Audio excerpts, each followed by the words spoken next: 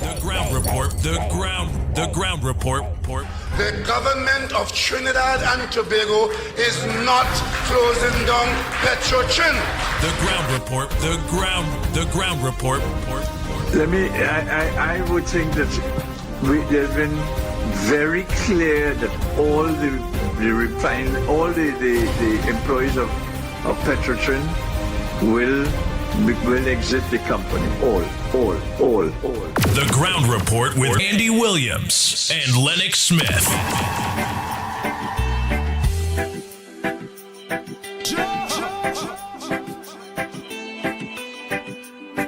Bang, bang, bang.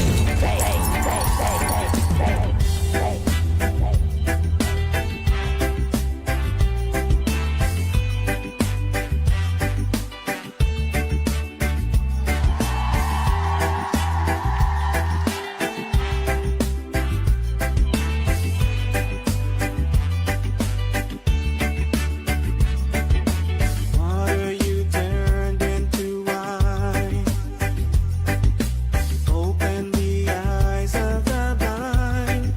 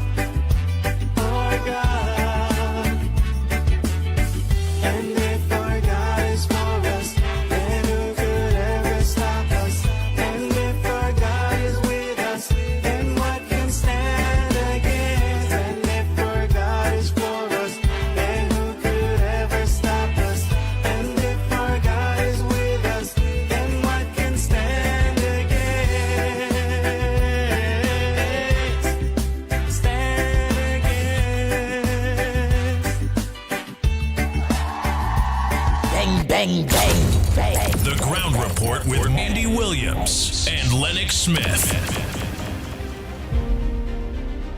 Oh boy, oh boy, oh boy, oh boy. Good morning, Trinidad and Tobago. Time check. It's our 14 minutes past the hour of 6 o'clock. And you're listening to the Ground Report. You're surely the pitbull of radio. Co-host Lennox Smith. Director Snipes. Good morning, Trinidad and Tobago. Good morning to the whole of Talk City.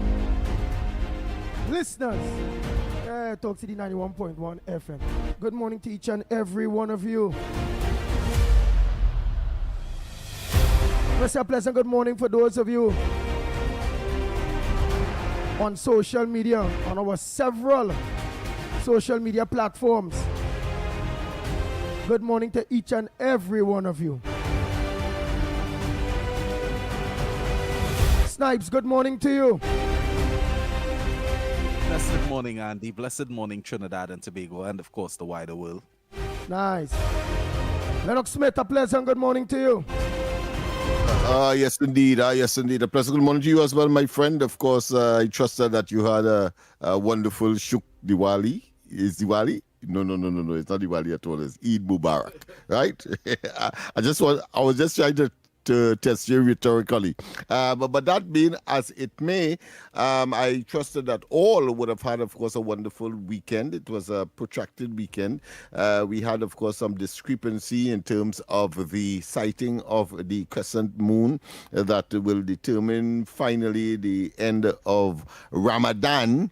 And I think all is well eventually. So we had, of course, two for the price of one, so to speak. We had a holiday on Friday and one on Saturday, even though, of course, Saturday would normally be a kind of quasi-holiday, if you want to call it that. And that is to say, as part of the normal weekend experience. So, but that being as it may, several things have happened nonetheless, quite a number of things. The information about the reopening of the oil refinery, and we have been given some specific dates, and I'm surprised that they're talking about partially at the end of this year, which of course is something that I'm sure the southern quadrant, I would like to call it, of the country would really welcome, having regard, of course, to the huge unemployment created as a consequence of that decision, the circumstances of which continues to be the subject of persons like us in the media Who talk about the oil refinery? Have questions. Who talk about the oil refinery? Of course, the minister of energy. With respect to that and all of the right. What was the information players. It opening? It will open at the end of this year.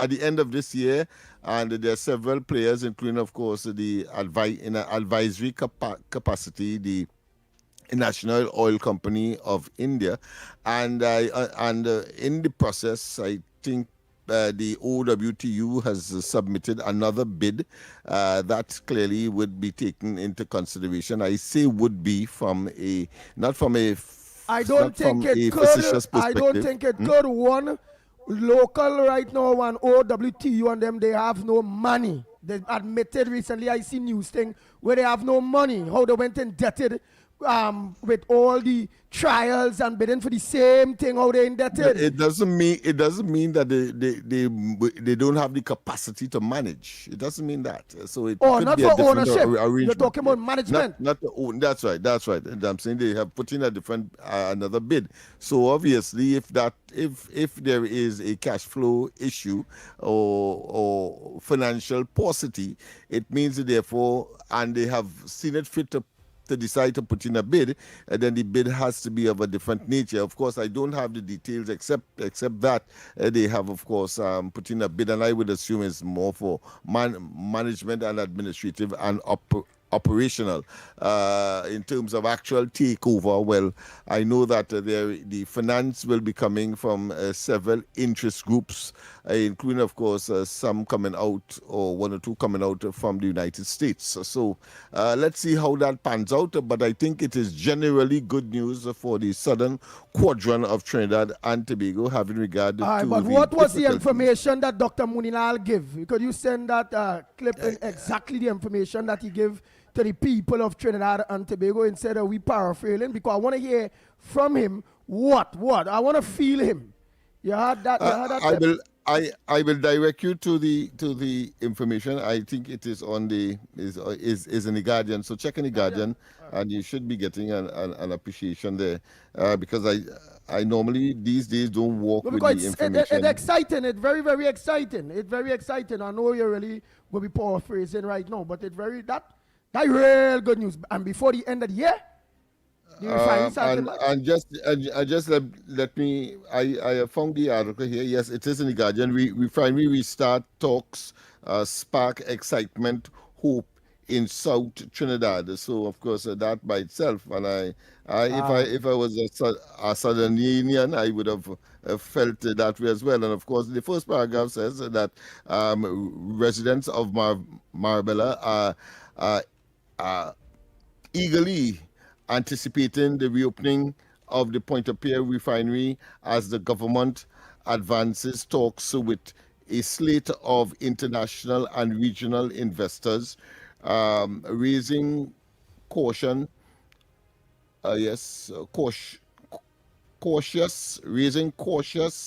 optimism that South Trinidad could be on the cusp of long-awaited economic revival.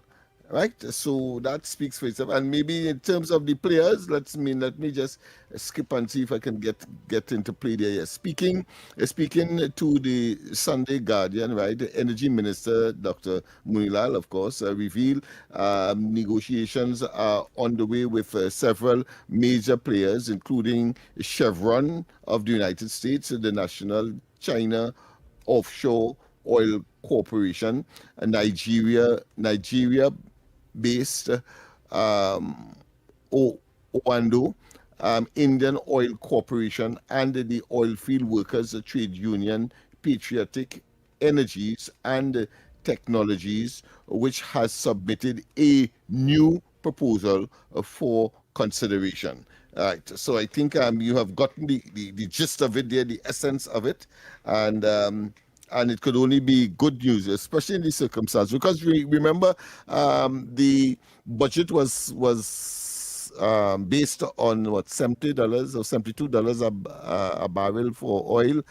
Well, of course, it's in recent times it has gone way past that. I think it is nearing $100 and maybe $30 thereabout, and I see no reason why it cannot go there, even not on a sustained basis, because of course the strait of that strait where near that is control, or part of it is within the control of Iran, and where 20% of the world's energy and 20 million barrel of oil comes out of that region on a daily basis. The conflict there between, of course, Israel, the United States, and Iran continues to flame, and so I would expect that that will take some time to resolve, and Trinidad and Tobago, unfortunately in such circumstance, but that is how it is, will be the beneficiary of that in terms of increase in barrel. In other words, I'm saying that the naysayers who said that the barrel of oil was pitched too high by the Minister of Finance or the government in the 2026 budget statement, clearly is now being seen as maybe as something that they may have spoken too quick about, and therefore would have to find another way to sort of castigate the government. So that is where that is, as far as I'm concerned. Anything else that you want to treat with at this time? Of course, the Prime Minister did give the Muslim community her own sentiments in terms of wishing them all the best for Eid, of course, having come out from Ramadan, and of course we are looking at the prospects now of the Baptist holiday on the 31st of this month, and all the other things that goes with that. Of course, I would be playing a major part here on the Talk City in terms of getting people aware, as we have attempted last Friday with respect, of course, to Eid and Islam. We will be, of course, sharing information about the Shouter Baptist community. And I love to say Shouter Baptist as a distinction from the General Baptist, because you have, of course, the Christian, let's say the Christian type Baptists that do not shout, do not what is called engage in the dumption, that kind of thing. They adopt, of course, a more European style worshiping. And of course, it is that group of persons, the ones that are the shouters, that were subjected to such a travesty that caused the country subsequently, under, of course, a UNC administration under the great Mr. Pandey as Prime Minister, to give the country this holiday in recognition of the disadvantage that community faced in terms of worshiping like everybody else. I think it was a tragedy. I think it was a travesty. I think it was, of course, bigotry. And I've always been, and I'll continue to say that I thought it was a mockery of our religion when Dr. Rowley, in a political stroke Baptist exercise sponsored by the PNM to raise a hymn, saying that, of course, he could sing, and then he said, somebody touch him, and somebody save his soul. And I like to say that it looked as though is Manning that slap him rather than touch him, because I thought it was a mockery. Why I say so is because after that, young people started to make music about the particular exercise, and to me, making fun of the religion. I take my religion very seriously, as everybody else should, and therefore that level of ungiven license, or license taken by particularly one in the office of Prime Minister, who is supposed to be the repository of unity and the expression of the cosmopolitan nature of Trinidad and Tobago, multi-religious, multi-ethnic, multicultural, that anytime you disrespect anybody's religion in such an environment, then of course you should be castigated. And those who are so offended should take the lead. And I think as a practicing Shouter Baptist practitioner, I ought to have done so, particularly from the platform that I would normally be engaged in. So that is that. As far as the other expectations are concerned, of course, the basic Christian community in terms of Easter, they too will be looking forward. The Easter holidays, I believe, has started as far as school is concerned, and therefore the beginning of that particular period, marking the end of the Lenten period. If I am not mistaken, I know that the Christian community will certainly correct me if I am wrong, but these are some of the major developments that are taking place. Of course, Dr. Rowley and his outlandish statement with respect to how he have characterized or described the Prime Minister. Tat has come in and taken task of one of the daily media houses, I think it's CNC3, if I'm not mistaken, for repeating the words in such a way. Right. Yeah, you're correct. Yeah, okay.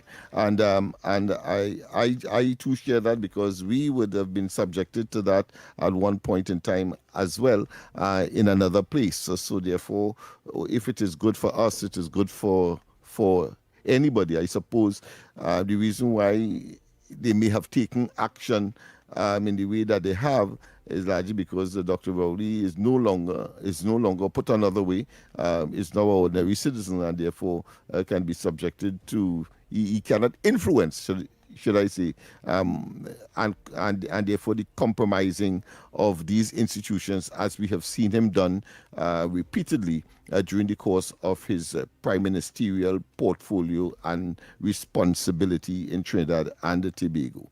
So those are some of the other areas. Hilton, of course, considers exit from Trinidad very, very unfortunate, emotional.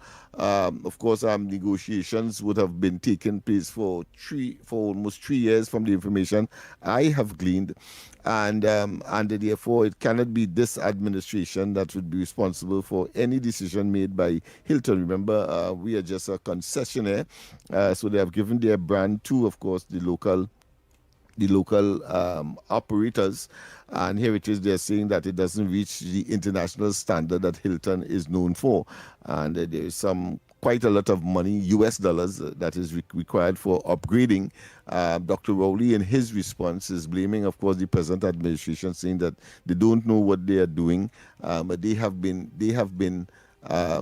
when he was in government, has been negotiating, and they reached some kind of plan. Yet still, if that plan had any credence, we would not have been hearing now that, of course, Hilton is looking to make their exit. It means that, therefore, just as the destructive nature that we have seen on major issues and public, let's say, assets in Trinidad and Tobago, whether it be the oil refinery, whether it be Petrotrin itself, or whether it be the Chagaramas entity, and we can go on and on. We have seen where the previous administration, now of course in the opposition, have created a lot of hazard and havoc for Trinidad and Tobago in its policies. Of course, we know that they inherited in 2015 over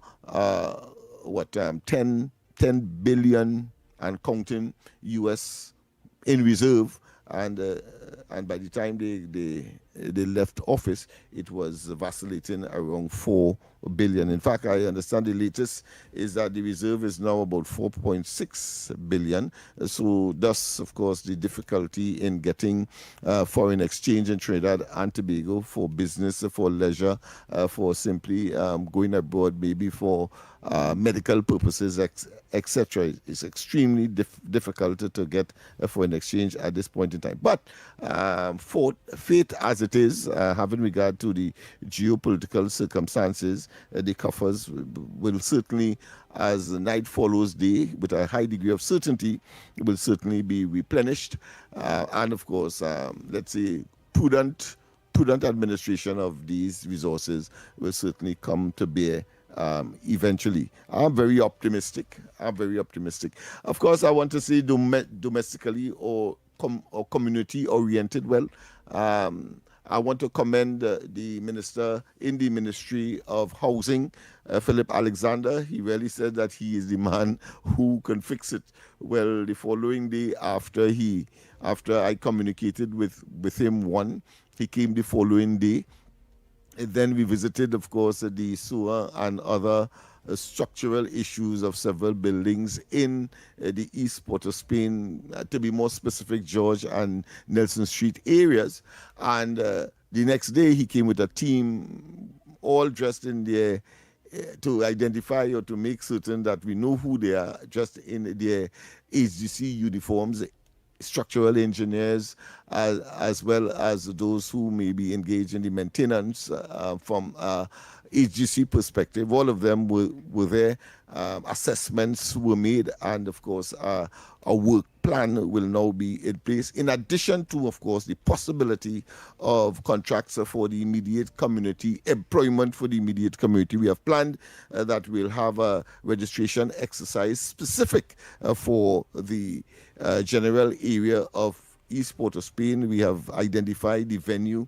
All we have to flesh out is the date and the time to, of course, invite and make certain that we identify the jobs, whether it be in the private sector or whether it be in the government sector, and more specifically as AGC actually is physically housed in close proximity to East Port of Spain, or in fact in East Port of Spain I should say, because it's right on South Key, the head offices, but they have several sub-offices spread among the various housing developments in East Port of Spain, and therefore one expects that should be a smooth exercise, but more importantly, immediate and significant for employment generation, because God knows in this concrete jungle that is East Port of Spain, you need employment, you need money in order to survive. I've always said that Port of Spain, East Port of Spain, Laventil, Beetham, and so on, is not like a community, let's say in Guayagua and so on, where you could still go and maybe plant something, go and get a fish. I mean, even though you are trespassing, but nobody will people will throw a blind eye to that. If you go and pick a mango, etc., you don't have that in this concrete jungle course called East Port of Spain, Laventil, Beetham, and therefore you require money in your pockets in order to survive. And I think that, to me, is the most salient understanding, because there are those who are of the view that you can, because of the social conditions, crime, gangs, borderline issues, etc., you can simply put police there, put law enforcement there, and things will be honky-dory. No. We have always said that this is a multifaceted, multidimensional problem, and that it is only the community, those persons who reside there with, of course, the prowess, the concern, the ability, will be able to on a sustained basis address this scourge that, of course, is what we like to say on this program, blue-collar crime in particular. And therefore, it is refreshing that initiatives are being taken with respect to that. I see that the Ministry of Works, led by not senator, but Represent Jillian John, Minister of Works, they're now talking about the repairing of pavements and so on, which of course is part of the infrastructure that has been neglected and deteriorated in these developed and should I say densely populated areas. I see that the Minister of Public Utilities as well, Mr. Pararat, has announced the repairs and the refurbishing of light poles, etc., and electrification of various areas. So that is very optimistic. That to me is optimism galore. Plus, of course, the improvement or looking at the water distribution system and the repair and or replacement of aging infrastructure, including, of course, pipes and other associated issues that prevent people from getting water on a timely basis and on a daily basis. So, yes, Andy, there is where we are. Of course, we will go for a break. We have to go for the break. Yeah, we go for the break. And, of course, when we come back, we open up the lines. You first and foremost, and then, of course, you can, give your little notes, your voice notes and so on, which will be played during the course of the program. And don't forget, of course, we have today Andy's Capich period. Yes, Wizzy Mark today, and of course that would be, look forward to that at 7:15, and then at 8:15, of course, the word of the day challenge, of course, courtesy yours truly. We go for the break, and when we come back, more on this edition of the Ground Report. Talk City 91.1. Thought-provoking conversations, bold perspectives, voices you trust. Talk City 91.1. Bigger, bolder, and more powerful than ever before. Yes, Talk City 91.1 FM. A brand new era of talk radio is here. With voices you know, trust, and respect. Get ready for an all-new lineup of the very best in talk. Andy Williams, Lennox Smith, Stephen Reese, Mr. X, Derek Charbodi, Roland Stewart, Sharon Farfan, Sudath Prasad, Heavy Duty, Alex Asing, Karen Francisco, Cherry Lean Lewis, Short Pants, and more of the voices shaping the national conversation. From hard-hitting current affairs to real community issues, culture, politics, social development, and the stories that matter most to you. This is where Trinidad and Tobago comes to talk. It's all good right here on Talk City 91.1, where we're going to give you something new, something hot every day, Monday to Friday. Listen on 91.1 FM and connect on Facebook, YouTube, and TikTok. Talk City 91.1. Your city, your voice. When it matters, we're there, reporting the news as it happens, because your world can't wait. TTT News, nightly at 7. TTT News, committed, accurate, relevant. You can listen on Talk City 91.1 FM and stay connected on Facebook, YouTube, and TikTok, wherever you are. Believe in, believe in, believe in. Believe in yourself, in yourself, in yourself. Wake up to the issues that matter most on the Ground Report. Join Andy Williams and Lennox Smith every morning from 6 to 9 a.m. for real talk, real analysis, and real perspectives on the stories shaping our nation. News, current affairs, and voices from the ground, unfiltered and unapologetic. That's the Ground Report. Weekday mornings on Talk City 91.1, where the conversation begins. This is Destra, and you're listening to the Ground Report on Talk City. Keep it locked. Bang, bang, bang, bang, bang, bang, bang, bang, bang.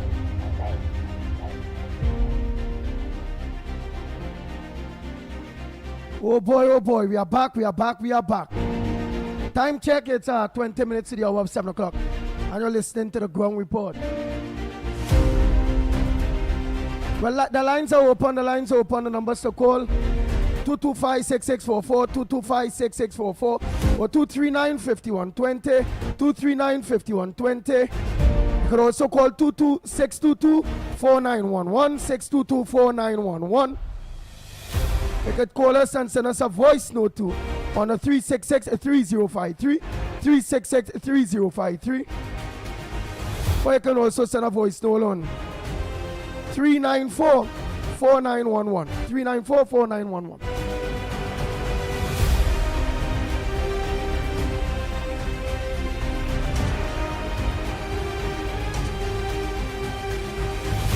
Go ahead, caller. Pleasant good morning to you. Good morning, Andy. Good morning, Trinidad and Tobago. Good morning, Mr. Lennox. Good morning to my TK, wherever you may be. Director Snipes, good morning.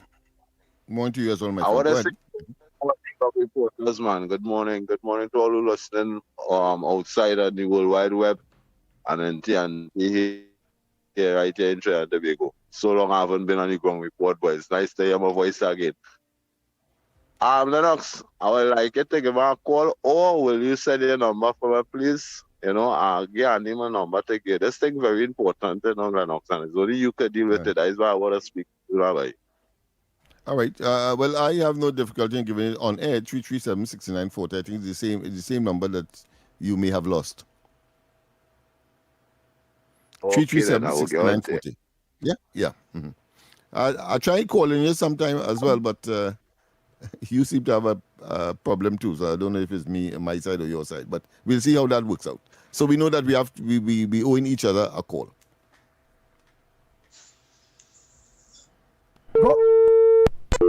Oh boy. Good morning to the magnificent tree. Mr. Lennox, I want to tell Trinidadians something today concerning the PNM telling them in meeting that the constitutional rights has been taken away from them. Well, if they put it in the police station, well, we might be in trouble because you know how the police move the coke, move the marijuana. Now they're going to move the constitutional rights, and after the SOE, then we in trouble because the constitutional rights gone. We got to look for it. You know, if they might put blocks where it was with some kind of wood. So I want to tell Trinidadian, if they just get up on any morning and they do what they are accustomed doing when they implement the SOE, I want to ask them that. And how it is they have to go to a meeting to know if they lose their constitutional rights. And they know that before. I find that funny. If I lose $100, I can't go and for a man to tell me I lose $100. I supposed to know I lose $100. So if your constitutional rights was removed from you, how you have to go in a PNM meeting to know that? And them have to tell you you lose your rights. You see how stupid it is? We as Trinidadians just have no sense. I want to tell Trinidadians something about the American, because they're talking about Kamala go and join with the American, and many of them feel where she shouldn't be doing that. She should go with the CARICOM. But I want to just say one thing. Give me another chance, please. The Air Force One plane that the president does use is one of the most expensive plane in the world, because the price of it is near our budget, what we will run for the whole year. Just imagine that, the kind of plane they have. And they have two in that. So what I'm trying to say, they don't need Trinidad at all. We can't even step into them boots. America has to step into here. We have to step into America. And we should feel proud that our Prime Minister line up herself with America. The effort one is a flying White House, right? That have even medical bed and thing for stroke and operation. If something happen, it happens to treat 2,000 guests and all kind of thing, right? If they even give you one free, we wouldn't be able to even maintain it, because that costing about $175,000 a day in our money to run it. So I just showing you how we need America. America do need us, and we must understand that. I have more to say, but I don't want to stay too long. Plenty more. Thank you. President, good morning, Mikey, Lennox, and Andy. Lennox and Andy, let me ask you something now. When last you actually went into the Port of Spain, or even Mount Hope as we speak, Mount Hope are referring to now, hospital, in the, like we say, in wherever, in the rooms or wherever it is, wherever it is, keep these patients on them.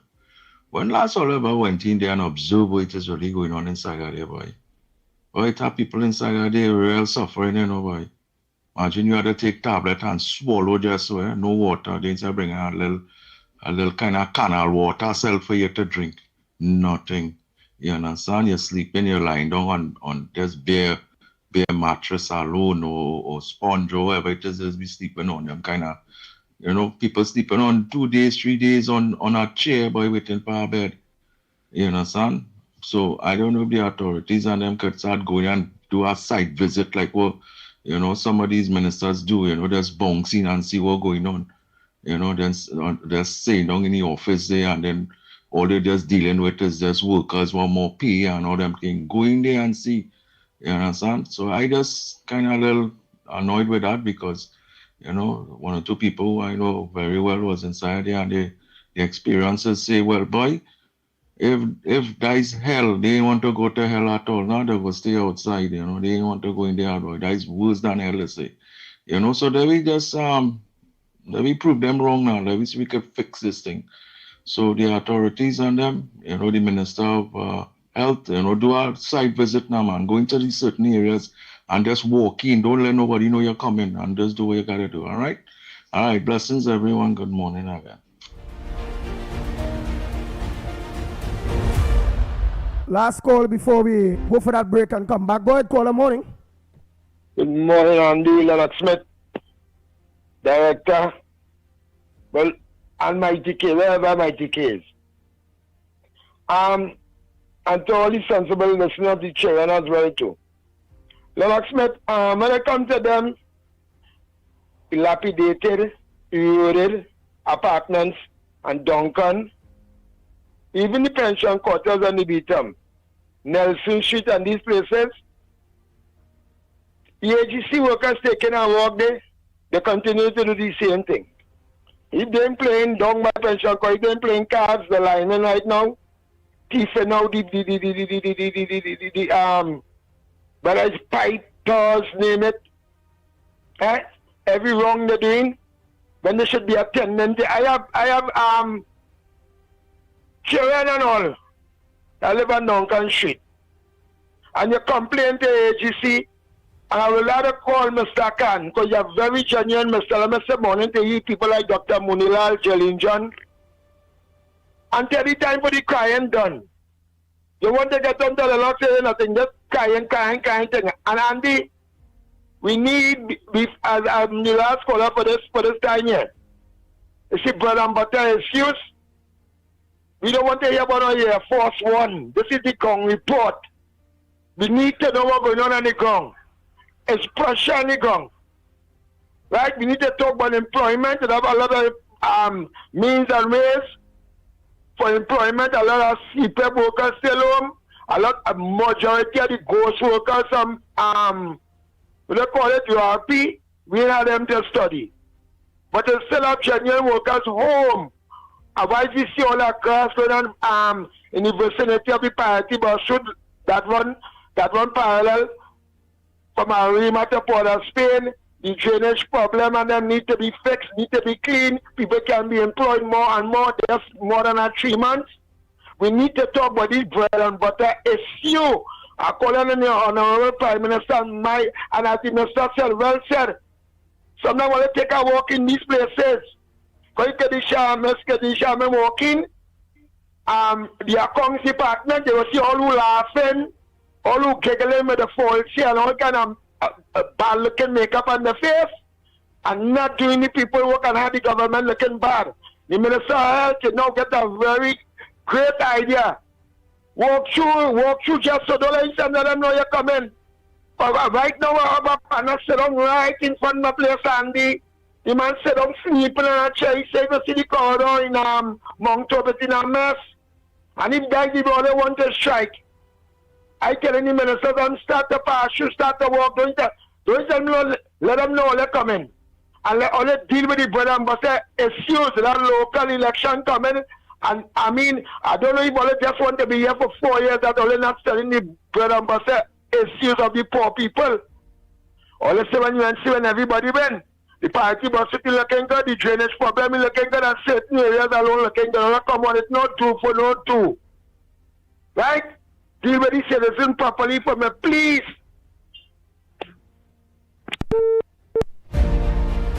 We take a break and come back. When we come back, more right here on the Gong Report. We'll be back. But Johnny, how come your house is twice the size of mine, but my bill is twice the cost of yours? Johnny, what's going on, boy? How your bill so low? How your bill so low? I'm conserving energy.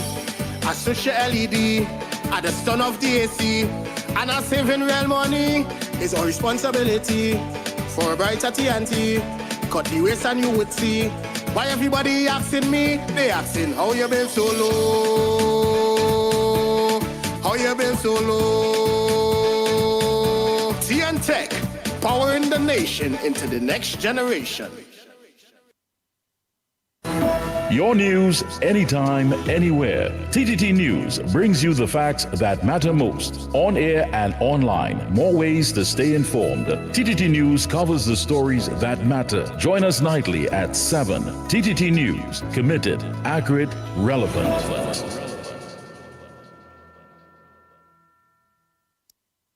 Hard questions, honest answers, real conversations from the ground up.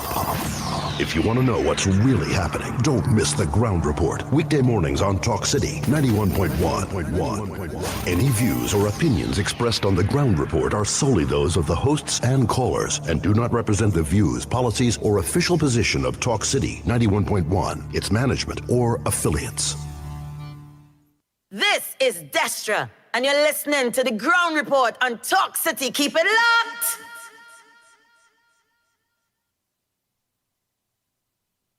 Oh boy, we are back.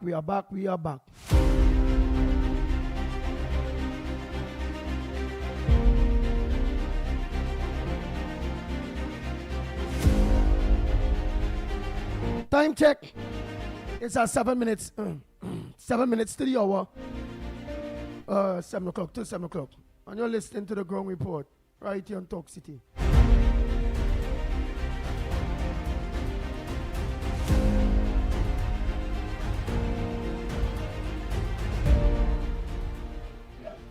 Andy, good morning. Andy, the guy who talk about the hospital, you got to understand, it takes money to run a hospital. It takes money to do everything. So what the government is doing is trying to do things that can bring in money. It's best not to bring in money to fix what they need to fix. The PNM will never turn and let everything run down the drain. You got to understand, it take a few years to fix it, and you got to humble and, I know it's hard, but you got to do what you got to do in order to fix it. If PNM need money, the government need money to fix whatever they need and they don't have. If PNM has squandered, thief, or steal the money and build Ballygate House. And then you have a PNM, ex-PNM talking a sort of crap, the propaganda machine and the PNM. So don't take them on, fellas. You got to play hard, play smart, and things will be good. All right, later on, bye.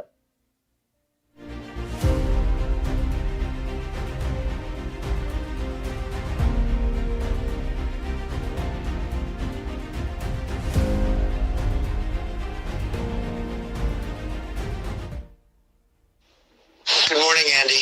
After removing the radar in Tobago, I want Prime Minister Kamala to put Marcia, the Mako, to be the new radar system in TNT because she knows everything about what's going on in and outside Parliament, and she knows more about crime than the TTPS right now. And having her as a radar will save TNT lots of foreign exchange also. So I hope Prime Minister Kamala will take up my advice on her. Did you know Marcia reported the ground report to TAT, but nothing came of it? That's because you were operating an internet station and not a local radio station, so she got egged. All over her face. I guess she didn't see that one coming. Maybe karma is catching up with her now. Anyway, Andy, have yourself a great day, my friend, and let's all try and be safe out there today, people. Morning. So here we are in the land of Trinidad and Tobago, where the government has made 1 year in office and nothing has happened so far. The roads are in a deplorable state. They're mashing up people's cars, their wheels falling off when they go down in potholes, their light bulbs blowing when they fall in depressions. Several communities cannot get water for weeks. The place is very untidy. There's a lot of garbage pile up in the cities, residential areas. Grass is not being cut. As a matter of fact, the grass is so tall that it is blocking half of the pavements in several areas. People cannot negotiate around corners. And above all, the public transportation service is in tatters. 1 year, 1 whole year in office, and we still cannot get a proper bus service from San Fernando to Port of Spain. I tell you, when Manning was in power, that used to run every half an hour. Every half an hour, you could have go down to the wharf in San Fernando and get a bus to go Port of Spain. You could have gone Citygate every half an hour and get a bus to go San Fernando. Why is the country falling apart like this? Jack Warner, who is a viable asset, has been sidelined and thrown into the bushes. Right? Jack Warner is a man that could bring a lot of talent to the country, and he's just not being used. Instead, this morning, numerous cancellation about services in San Fernando, right? But you're making sure the UE service run. Why? Why? Why will you have to be punishing people like this? All they claim all was better than the PNM. And the PNM, right, though inept and incompetent and woefully inadequate, still perform better than what we have now. Why we can't get a bus to go Port of Spain, right, every day so? You're taking all the buses in San Fernando and sending them UV and inconveniencing people. That is not what we asked for.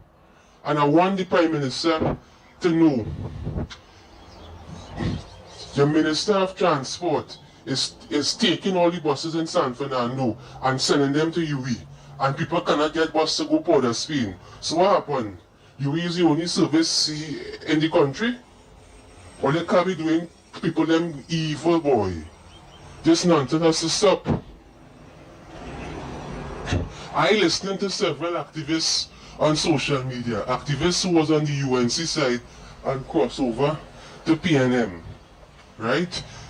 They're saying, right, they're going to influence people to vote out for government in the local elections next year because of how they were ill-treated, sidelined, marginalized, and used. So, Andy, tell the government that you influence people to vote for. It needs to do better. It is not serving the public. Thank you very much. We go for the 7 o'clock news. Trinidad and Tobago and come back. When we come back, more right here on the Ground Report. We'll be back.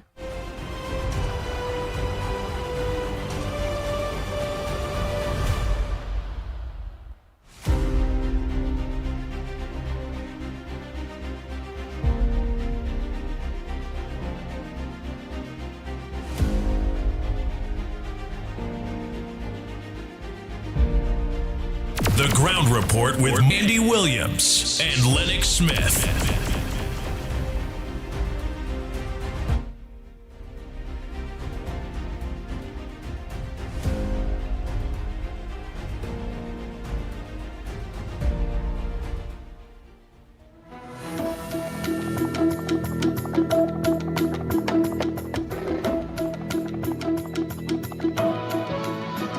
Good morning, this is your TTT News Update. I'm Carrie Roberts. Making the news at this time. Vice President of the Trinbago Unified Calypsonians Organization, TUCO, Steve Rascomanda Pascal, is calling for deeper collaboration between cultural organizations and the Ministry of Education. Speaking at a prize-giving ceremony for the National Junior Calypso Monarch Competition 2026 on Sunday evening, he argued that structured training is critical if young performers are to fully develop their skills and sustain the art form. He noted that education policy must go beyond celebrating talent and actively invest in workshops and training spaces, particularly during school holidays.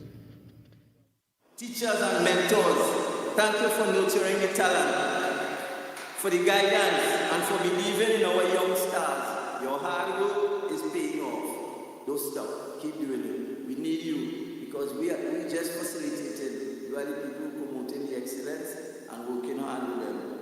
In closing, I wish to extend an invitation to the Ministry of Education, who is unavoidably absent here as well. I really wanted to send a message home to the representative and the Ministry of Culture to partner a bit more. And I say that again, to partner a bit more with TUCO to facilitate workshops for young people during the Switching his focus to the youth, he warned that too many young singers focus on melodies without fully grasping lyrics, language, and message.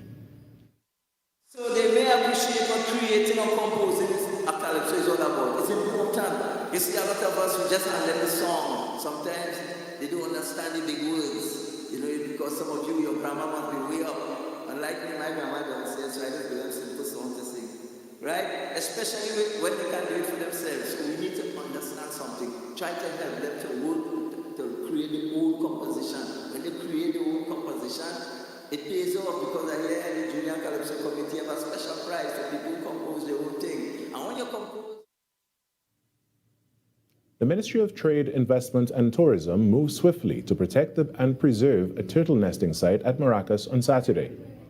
Minister of Trade, Investment and Tourism, Satyakama Maharaj, shared images on his Facebook page over the weekend showing sections of the beach cordoned off. He noted that the ministry has taken proactive steps by erecting signage to secure the area. According to the minister, a giant leatherback turtle came ashore and laid her eggs in the middle of Maracas Bay, prompting the immediate response. Trinidad and Tobago's annual sea turtle nesting season runs from March 1st to August 31st, a critical period for conservation efforts island-wide. Early in March, the Ministry of Defense announced a zero-tolerance policy, warning that laws will be strictly enforced against poaching, reckless beach driving, and any activities that may disrupt or endanger nesting turtles.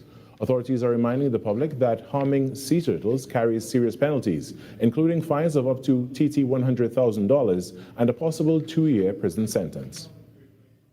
In other news, Trinidad and Tobago has reached a significant environmental milestone, achieving a 78% phase-out of ozone-depleting HCFCs as the country moves steadily toward a 97.5% reduction by the end of 2027.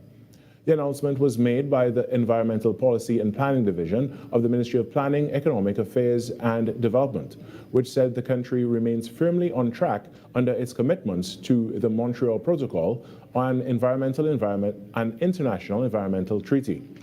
Since acceding to the protocol in 1989, Trinidad and Tobago has emerged as a regional leader, becoming the first Caribbean country to ratify every amendment. The country fully eliminated chlorofluorocarbons in 2008, once widely used in refrigeration, air conditioning, and aerosols. Minister of Planning, Economic Affairs and Development, Dr. Kennedy Swarat-Singh, who also has responsibility for the environment, emphasized the benefits of government's commitment to environmental protection and management. In sport now, the title of football supremacy will be decided on the final day of competition in the TT Premier Football League after leaders Defence Force FC and second-place club Sando FC won big on the weekend. Defence Force triumphed 6-0 against FC Eagles, while Sando hammered Caledonia AIA 5-0 to leave the top two separated by only 1 point. The final match day for both teams will be on Saturday in a doubleheader at the Hazley Crawford Stadium, Port of Spain, with Club Sando taking on FC Eagles at 6 p.m. and Defence Force with a tough encounter against AC Port of Spain at 8 p.m. The battle for third and place in the CONCACAF Caribbean Shield is also close, with Prison Service FC 2 points ahead of fourth place Miscellaneous Police FC, but the Lawmen have a game in hand which will be played on April 6, making it a tense couple of weeks for Prisons. And that's what's making the news at this time, but after the break we return to Trinidad and Tobago today.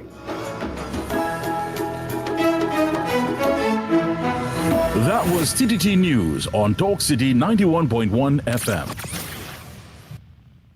The microphones are down and the boots are laced up. This Good Friday, the top media houses of Trinidad and Tobago are stepping off the air and onto the field. Get ready for the Intermedia Football Cup 2026. Come out and rep your favorite media personalities as they clash for football glory and bragging rights. The best part? It's free. So bring the family, bring your coolers, and don't forget your vibe. Friday, April 3rd, Police Barracks, St. James. It's football, energy, and excitement. Kickoff at 11 a.m. The Intermedia Football Cup 2026, powered by TTT Limited. For more information, love, follow us on social media at TTT Live Online. No glass bottles allowed. Intermedia Football Cup 2026. The TTT Intermedia Football Cup 2026, sponsored by Digicel, Sunshine Snacks, Blue Waters, and Stamina Energy. Any views or opinions expressed on the Ground Report are solely those of the hosts and callers and do not represent the views, policies, or official position of Talk City 91.1, its management, or affiliates. This is Destra, and right now you're listening to Talk City 91.1. Keep it locked.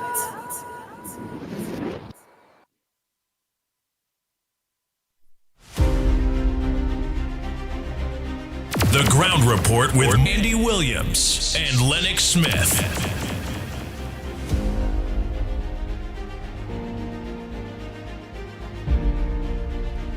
Oh boy, oh boy, oh boy. We are back. Time check is 7 minutes past the hour of 7 o'clock. And you're listening to the Ground Report on Talk City 91.1 FM. And viewing us and listening to us on our several social media platforms. Don't forget at 7:15, is the mark of the day. Here's the playway marks of the day, where 4 people will call and give your marks, and I will just give the capiche mark, the lanyard. So far, every day so far, with the marks that we call on the various days,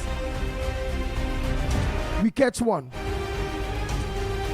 And that's very good. So the lines are open. What's on your front burner? What's supposed to make news that not making news? Good morning, Trinidad and Tobago. Go ahead, caller.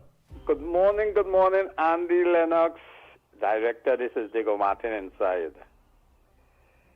KCR, I want to focus on him. He is a wounded, caged person. And you know when a wounded person is caged, they lash out. Psychologically, he is wounded badly. And let me connect the dots.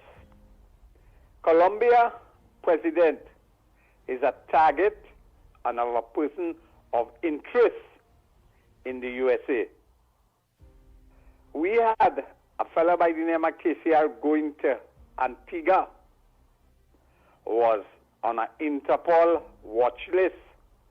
We still haven't heard who put him on that list, but most likely partners and things in Antigua will tell him where it came from. In Parliament, our beloved Prime Minister said, don't be surprised if high government officials, including Trinidad and CARICOM, will see similar fate. And she also indicated that people who are respectable, and I say they are so respectable, will also suffer the same fate. So I suspect the man understands that the guardrails are closing in on him. He has lost his psychological balance, and like a drunken man, he's fetching at any straw and want to take down people who he believes is the one responsible for his own misdemeanor. I'll go and have a nice morning.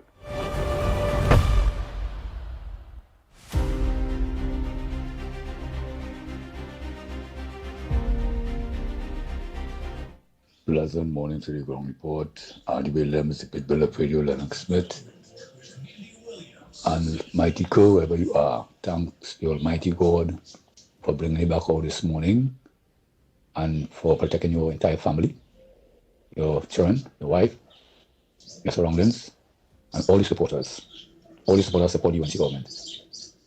May you all have a blessed and wonderful day. And God continue to bless you all each and every day in your life.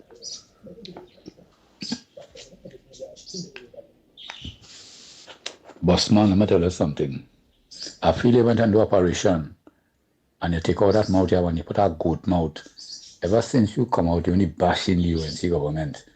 You want the ugliness of life to continue. You have a good idea what PNM do to this country. They're doing nothing for this country, nothing whatsoever. All the kind of people who only want wrong things, stop and tell you. When I say wrong things, they want to suffer. Or they want nothing. Or they want the evil to continue like Satan. Right? Or you forget what Rowley do? He closed down the refinery. Thousands of people on the breadline. You understand? You say, in case you're in here and they're closing the fridge door, I'm not closing down the refinery. What were the divers were dead and the sea? How they end up there? Who arranged to bring that refinery and the sea? Plenty children, they take all the food feeding program. Plenty children suffer. People suffer in Trinidad and Tobago for work. They bring outsiders. Look at how much Venezuelans they bring there. And these Venezuelans taking the work from Trinidad and Tobago, from the citizens of Trinidad and Tobago. Look how much things they're doing, wrong things they're doing. All they like darkness, all over they like the dark. PNM, the boss, what kind of nonsense. Why you call PNM and complain to them? Call PNM and all the opposition, Penny and Rowley and bash them, call them and talk to them. You all got a government to fix this country. You see Rowley aiding and betting with Maduro government. See all of them inside here connected to Maduro. Maduro is even staying here and all they want darkness, but they want to continue suffering all the rest of their life. They're like a slave. It's a slave, they call it the PNM master, wicked PNM to come back in power. Who puts on what PNM UNC? Yeah, you see, every time you open your mouth, it's bust this, bust that, bust the other. People suffering. But who tell you any MP going against the UNC? Well, if you have nothing to do when the day come, once you get some old paint and paint the old buses sleeping, the abandoned buses sleeping in. We're talking nonsense every day. This is not a station for you to bash the government, All these kind of people who want to suffer until they're dead, all they want nothing. Children can get surgery. There was a man who called himself a doctor and never paid the suppliers for the medicine. All of them embezzle the money in the country. They clean all the trees, they vacuum it. Rolly gave the daughter $3 million for cassava painting. How much did he give Lara, the Batman? How much did he give him? All of them fix themselves inside and they have no shame. The advantage you see when you are people called boy, like something wrong with you, you're going to do a check-up now, man. Take some parts from the old bus you're sleeping in and put it in your head now. You might be able to come out and drive yourself anywhere you want to go. You're only bashing the government right boy. If you have nothing to do, take a hike now, man. Take a hike. By the time you open your mouth, there's something stupid, there's something to take a drum full of water and you pound it, goong, goong, goong, goong, goong. There's something good to do when the day come now. Better you go and try to go and look for a work by some funeral home to bait some dead because everything you're saying is dead talk. Scram now, man. Yeah, Andy, morning. You need to put a stop to this bus man and ask them when he's talking, call you and ask them if he could give the government a loan, lend them some money, billions of dollars, if we have to give them the money to run the system. Because they need money, they gotta have. You need money to run the bus system, to buy buses. I'll give us money if we have money. The PNM have plenty of money, so it's squander it. And if we not fix the system, you want a man fix the system without any money. What a fool.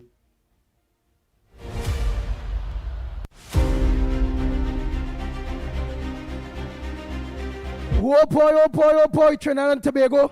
It's that time, 7:15. And we want to know what's your mark for today.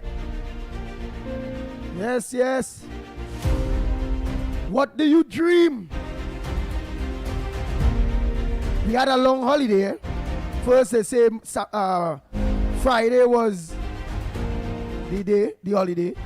Then they say they didn't see the moon. The holiday is the Saturday. Well, it was a long weekend. What is the capiche?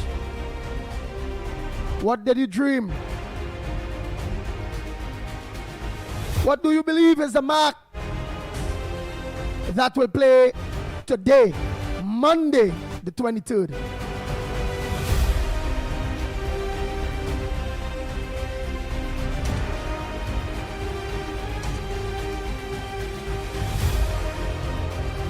Oh boy, Snipey, the last occasion, what was the numbers that was given? So on the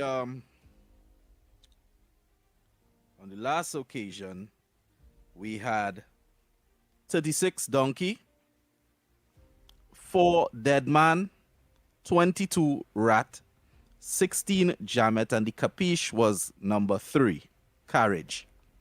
Wow. And what played that on that day? I don't have the results, but I have the marks that were given on the show on that day. Nice. I'll go look for it online by the meanwhile. Oh boy.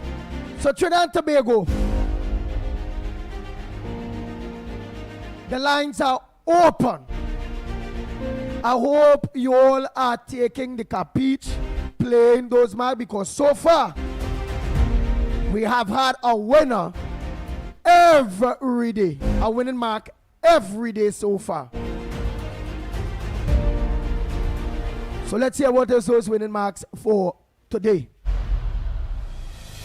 4 marks by you.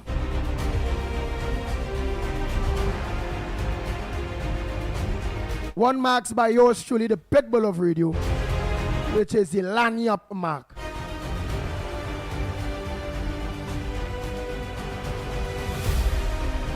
Lennox, you get the opportunity to win yet? Unfortunately, and there is a saying, in the abundance of water, somebody is thirsty. Well, I have all those opportunities to win, and I simply did not find myself at the Playway station to execute. That is because of my own views on the whole question, but I do not decry anyone for believing that, someday they can become rich or they can satisfy their needs by taking that risk. And of course, the cost is minuscule because it's minimal, $5 and so on, and you could win, as much as you wish. I think what I can tell you though should be encouraged is that several people stopped me over the weekend and asking me, did you win?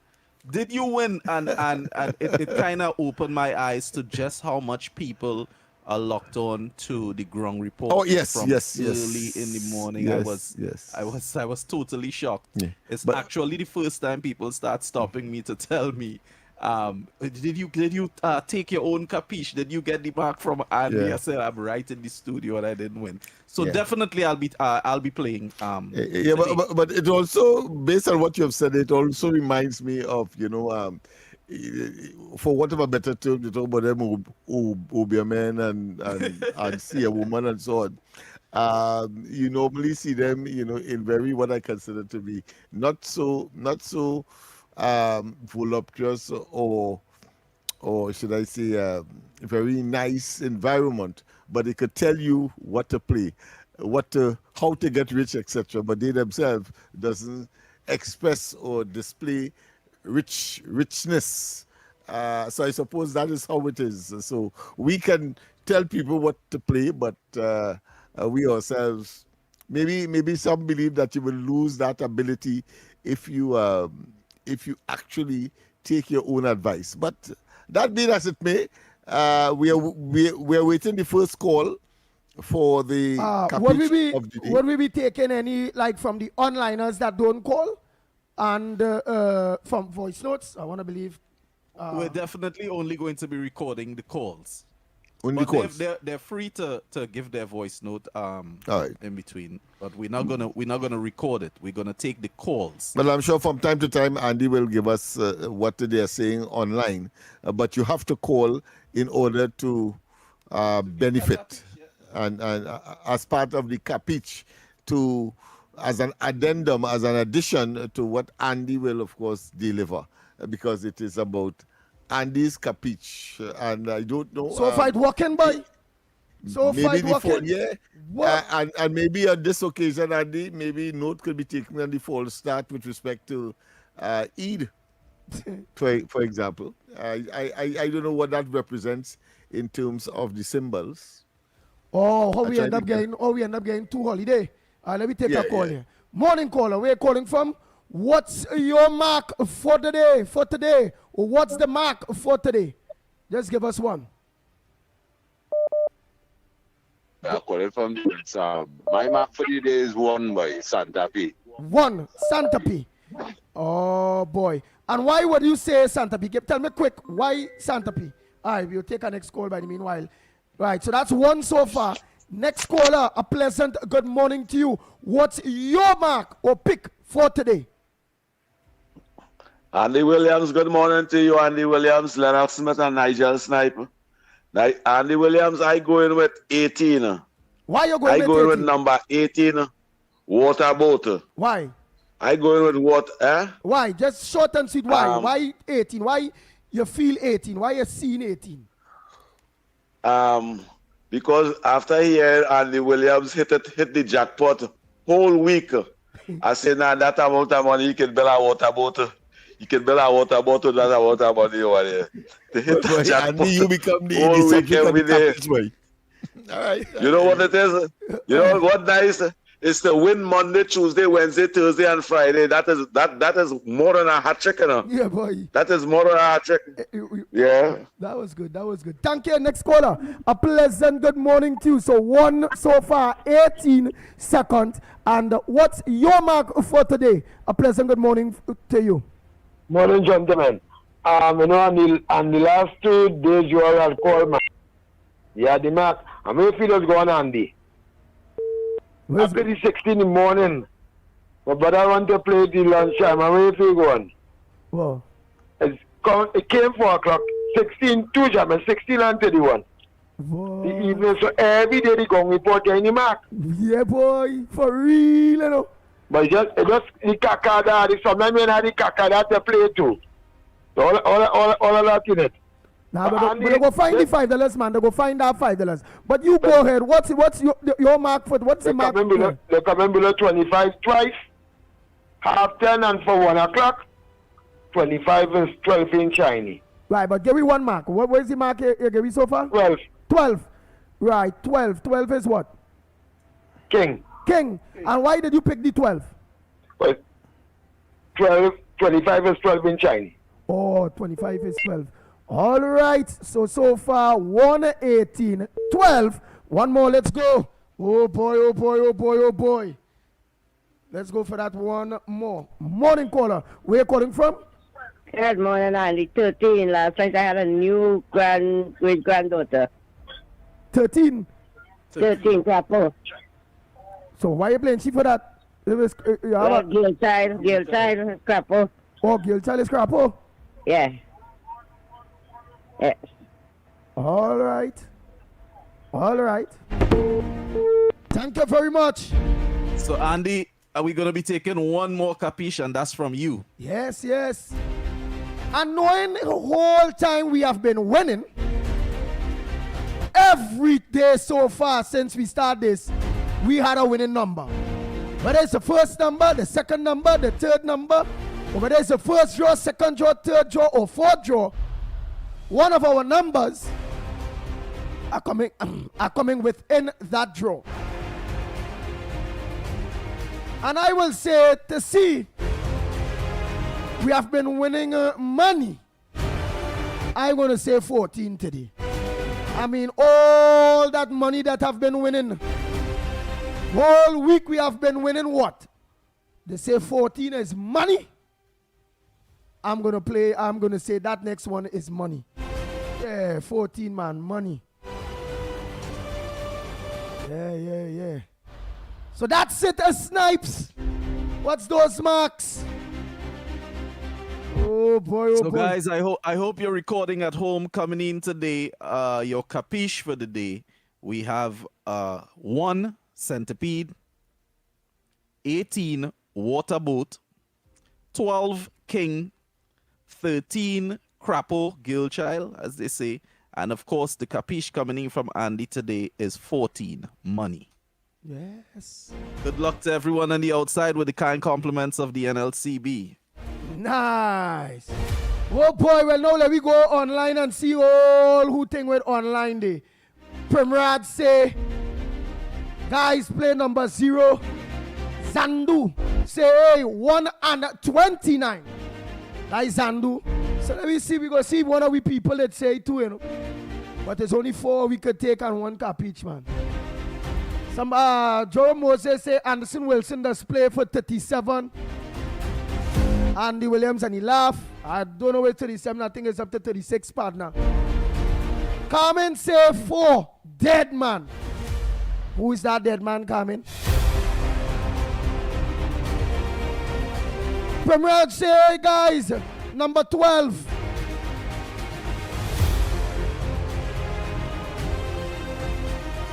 Hey, Asim Mohammed say, here it is. The mark is a 14. Rafi Nanan, troublemaker. Oh, you know, he said 3 and 25 for Bossman. Suppose that Bossman was really the capiche this morning, boy. And we ain't take it. He said 3 and 25 for Bossman.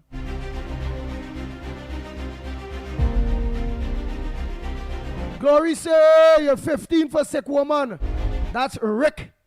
Oh, Rick is a say. LP say love 37. Oh boy. Only that's it, as we say. Thanks so much for participating and making sure every day so far that we have a winner. And if we ain't catch it today, we're going to catch it tomorrow.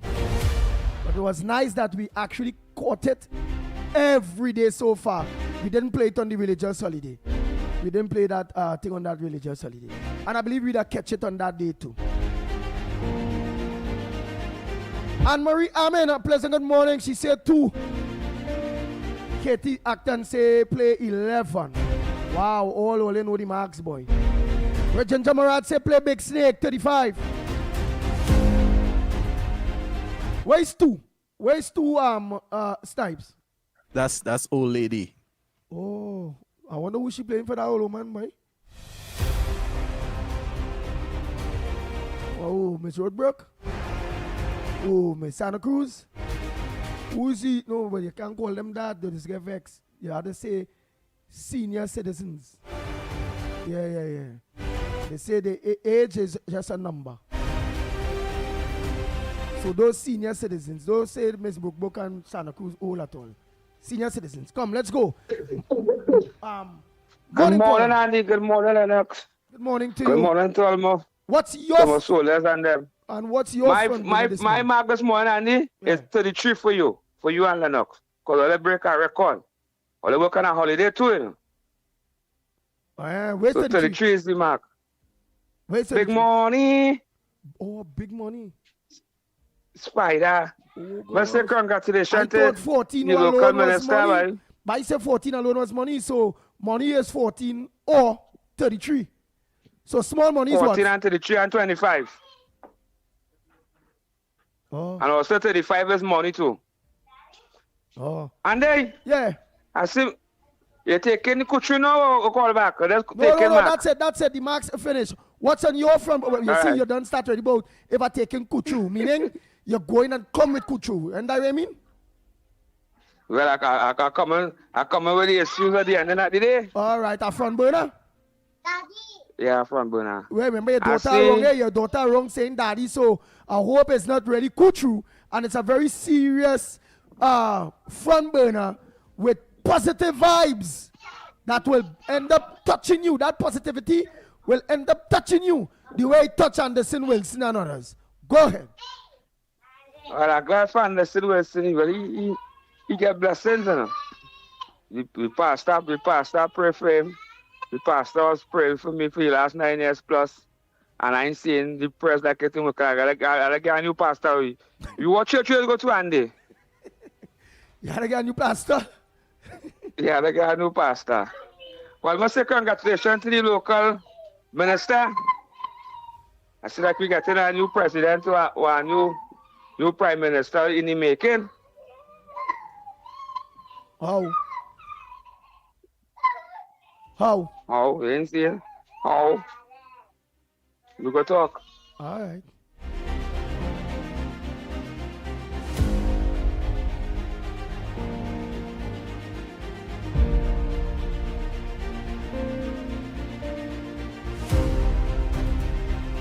Andy, I going with 1 today, boy. 1.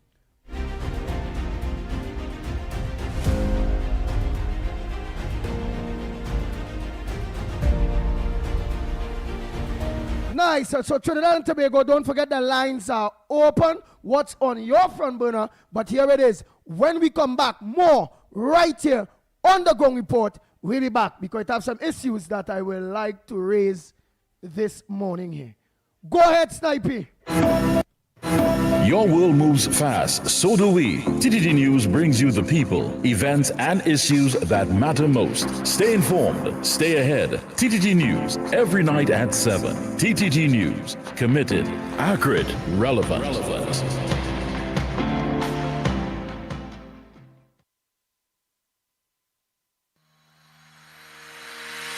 Every morning begins with a story, the headlines you need, the voices you trust, the conversations shaping our nation. Welcome to Trinidad and Tobago Today, where your day starts informed and inspired. News that matters to you, conversations that spark new ideas, stories that move Trinidad and Tobago forward. Tune in weekdays, Monday to Friday at 6 a.m.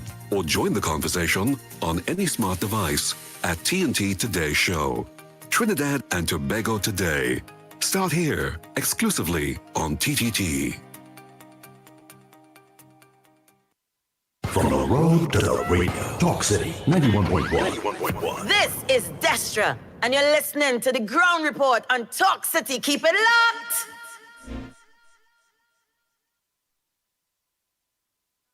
No boy, oh boy, oh boy. Bang, bang, 6 a.m. to 9 a.m. Join Andy Williams and Lennox Smith, the Ground Report team, as they rip apart the lies, half-truth, and misinformation that the mainstream media never discuss. The Ground Report. Hard-hitting, informative, undiluted, uncompromising, and unfiltered.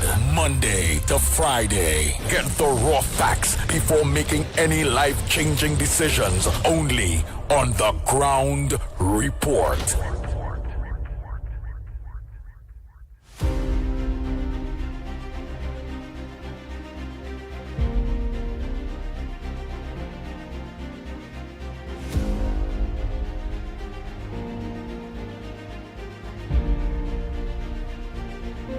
Good morning. Go ahead, caller Pleasant. Good morning. You wanted to talk to me? No, you wanted to get on to me. I saw your text. Oh. I saw your text. Oh, So you could always call me. All you right. could always call me back. In All case. right.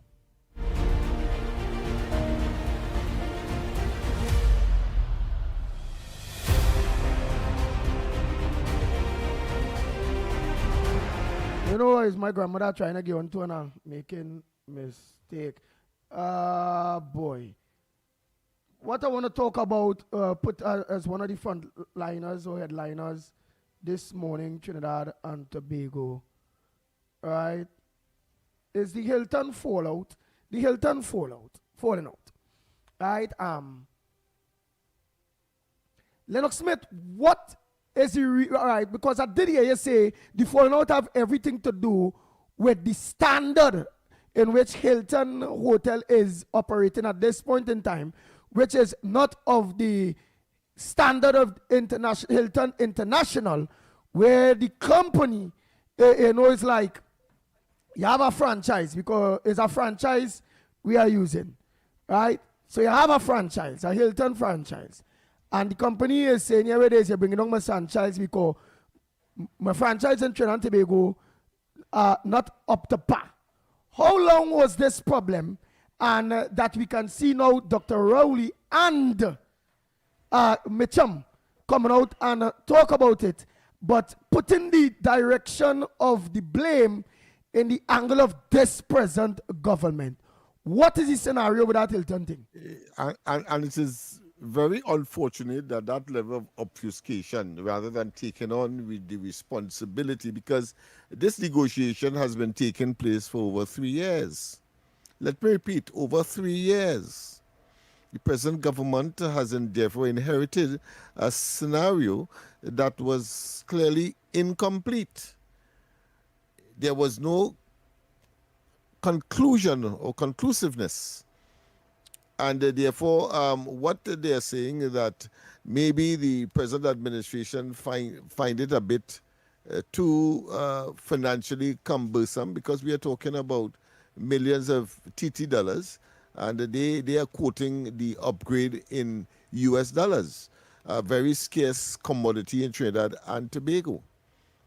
And I would have thought that any rational, reasonable past administration finding themselves in such a situation which has overlapped into the current circumstance, to give a clear and unambiguous disposition as to why it is that it firstly has taken so long, secondly, what would have been the areas of contention or resistance or delay.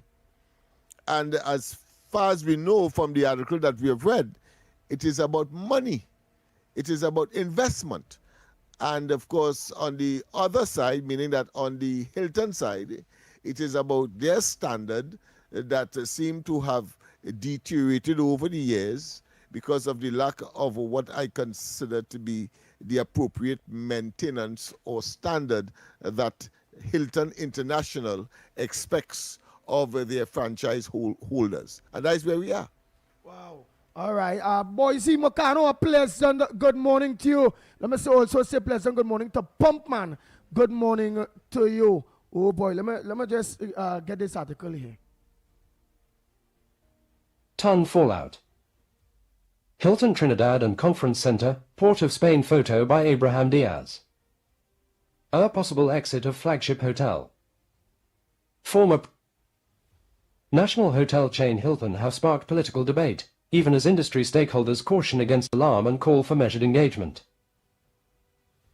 A Guardian media investigation reported that Hilton has begun steps towards withdrawing from the state-owned property, citing long-standing structural issues, delayed capital upgrades, and financial underperformance.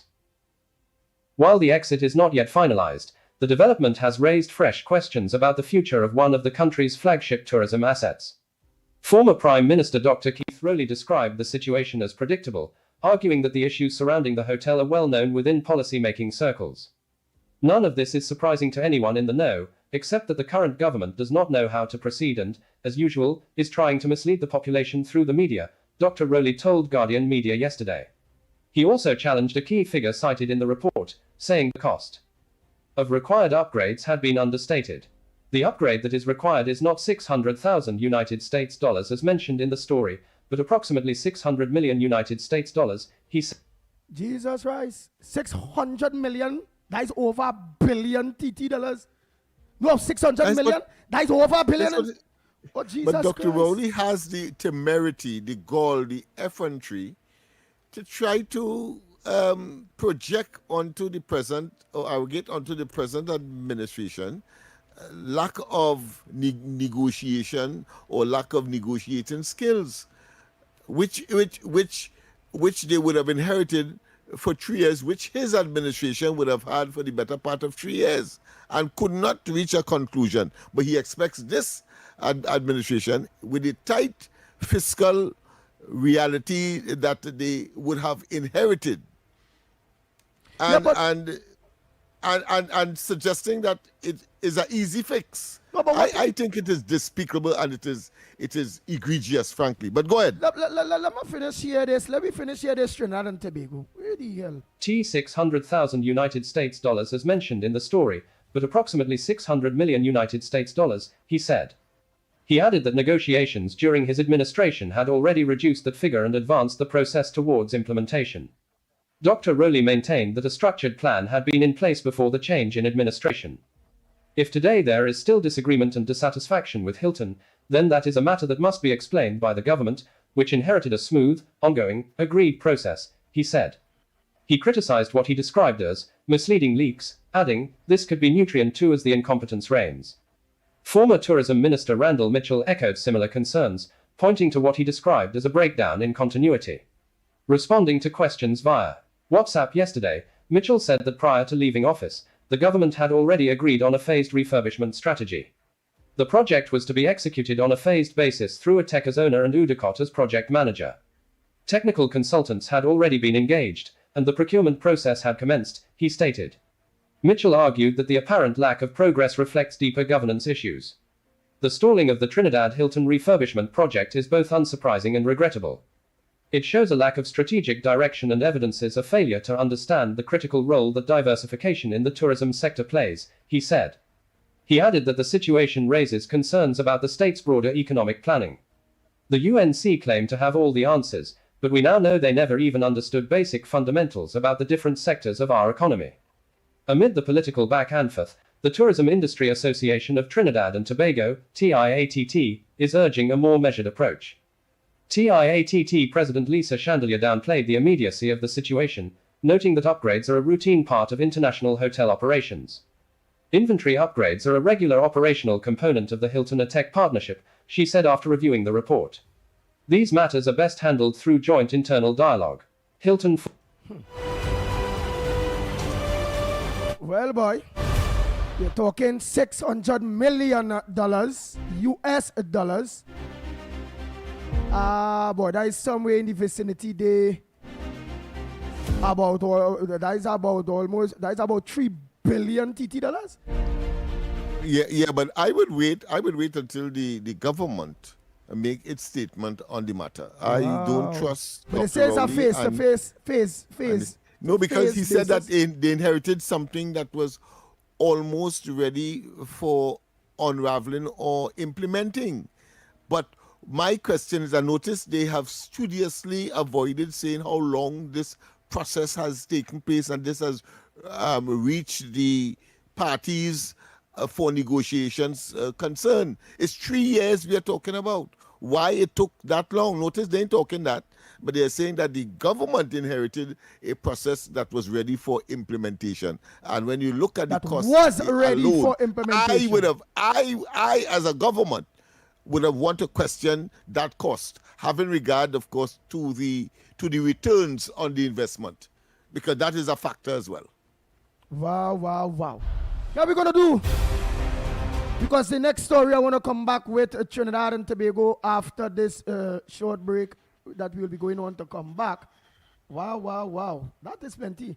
You talking total to refurbish that, if what Dr. Rowley is saying, 600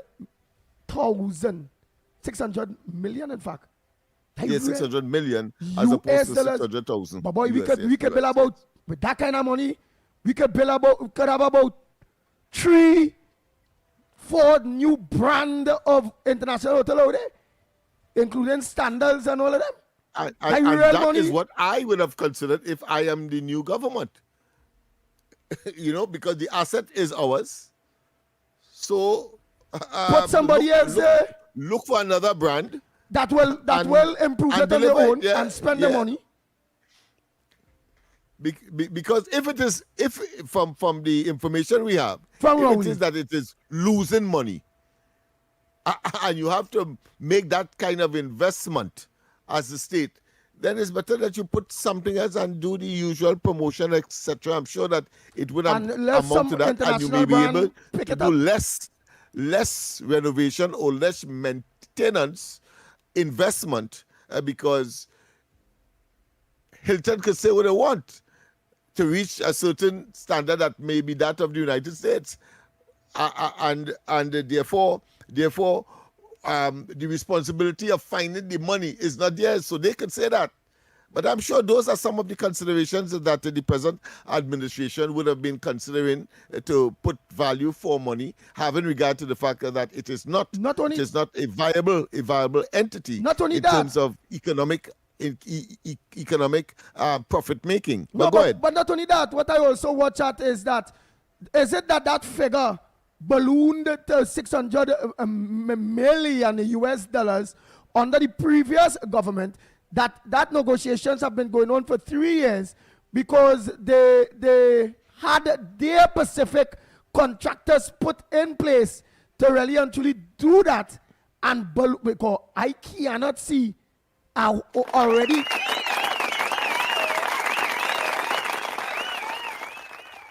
I just had to give you that for critical thinking. Yeah, because that is too much money. That I can't see it. So unless that was balloon up for corruption purposes. But mind you, he also said in that clip that they reduced it. So it was reduced to 600 million? So he's saying that the numbers that is being bandied in the article is not that. It is closer to 600 million. So US. But they were successful in reducing it. That to me is irrelevant. Why would you take good taxpayers' money in a losing enterprise?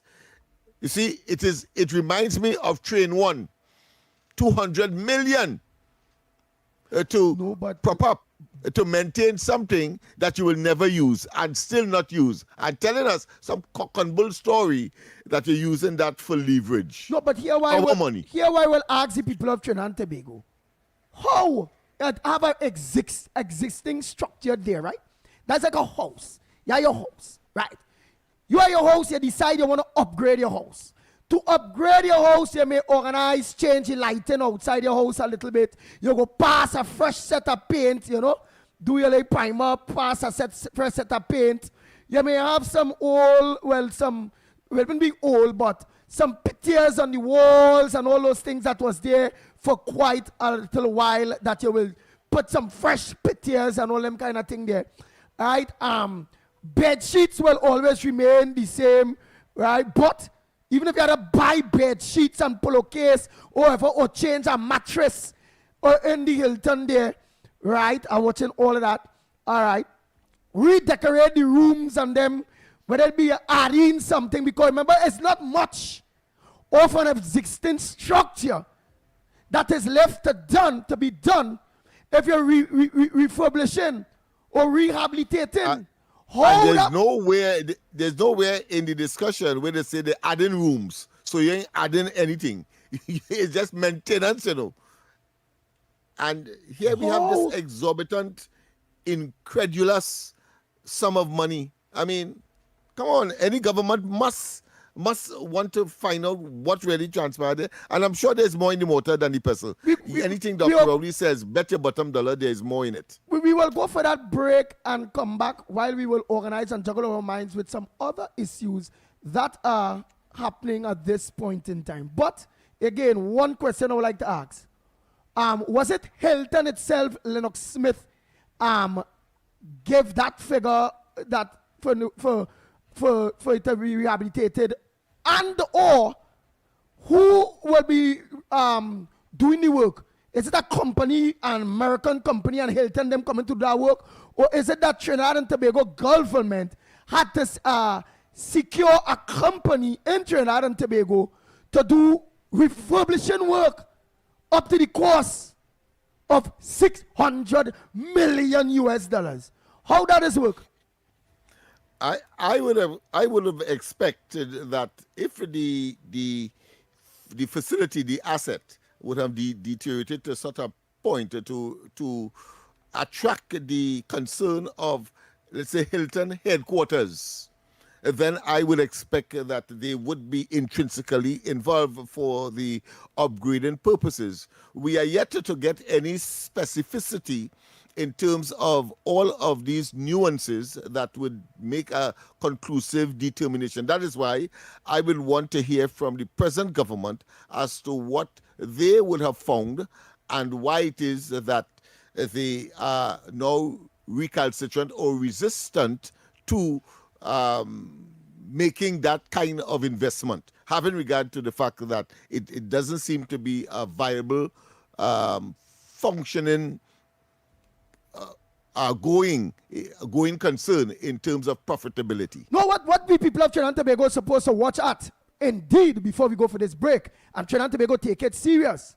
Dr. Rowley admitted to all of us through The Guardian that his government already reached negotiations and was in the stage of implementing.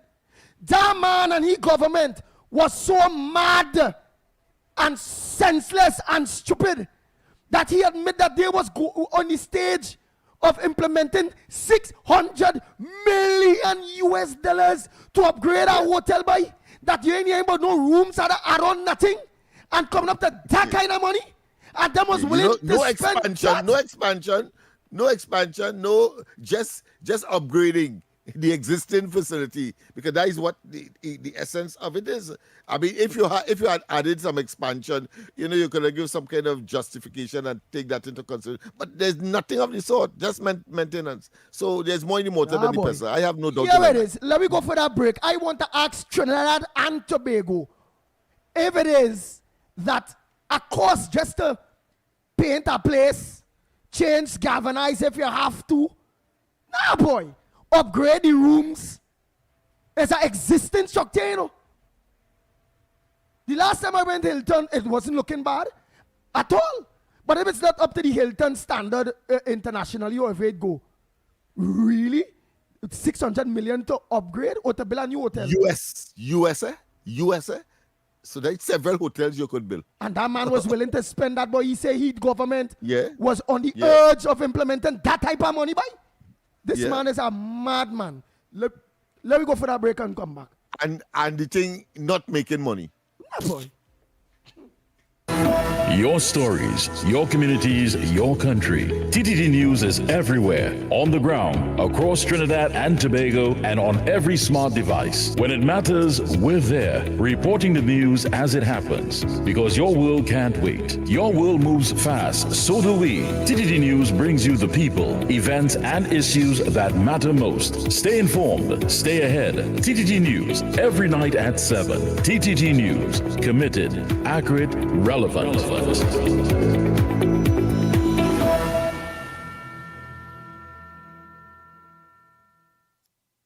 Any views or opinions expressed on the Ground Report are solely those of the hosts and callers and do not represent the views, policies, or official position of Talk City 91.1, its management, or affiliates. Mornings just got louder, bolder, and more informed from 6 to 9 a.m. It's the Ground Report with Andy Williams and Lennox Smith on Talk City 91.1. This is Destra, and you're listening to the Ground Report on Talk City. Keep it locked. Bang, bang, bang. Bang, bang, bang, bang, bang, bang. Trying to go, before I go to the next topic, I want to hear your thoughts before we go for the top of the hour here. Now we're going to bring to you the news by TTT, your news source, right here on Talk City 91.1 FM. On that whole Hilton scenario there, Trinidad and Tobago, what's your thoughts? Because I give what was mine, really and truly. I really want to hear what's your thoughts on it. Because I see whereby if they had remained in power, while pensioners' pension never raised, while it's open there that Hilton hotel is busting, it's not making money, while they never sign off on many wage negotiation deals through the unions and them, while they had offered people 0.1, while Jesus Christ, while they closed down Petrotrin, while they're sending home plenty people, while borrowing a set of money too, in the midst of all of that, they was willing to invest $600 million US dollars, as said there in the papers by Dr. Rowley.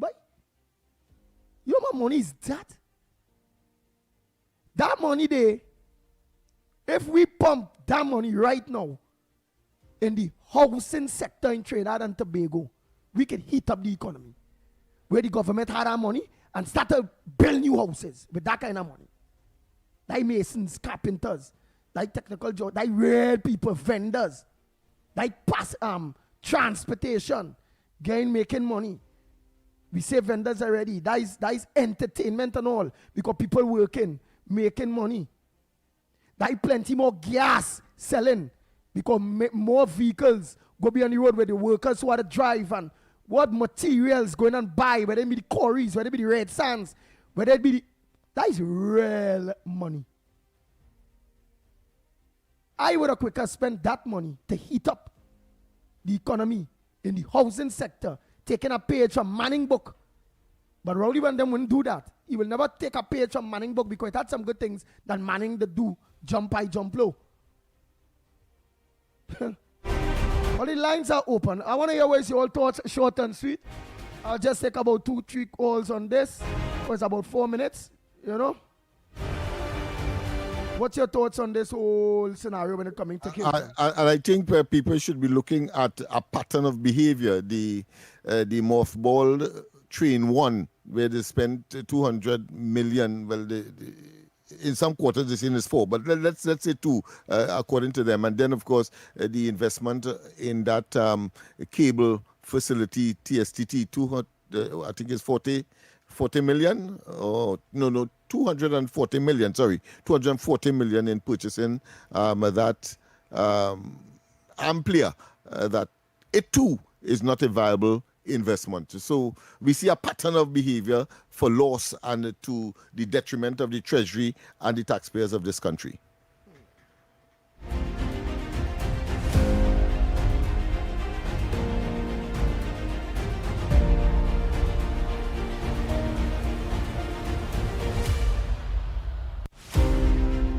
Well, Lennox Smith, it looks like, and Sniper, it looks like people like they agree with the little editorials by myself and Lennox based on Hilton, because they have opportunity to give their thoughts, and it's like they don't have no thoughts to give in that. Wow. Well, I suppose we probably have spoken for them, so they see no reason why they must call in. But even if you agree, then call in and say that you agree.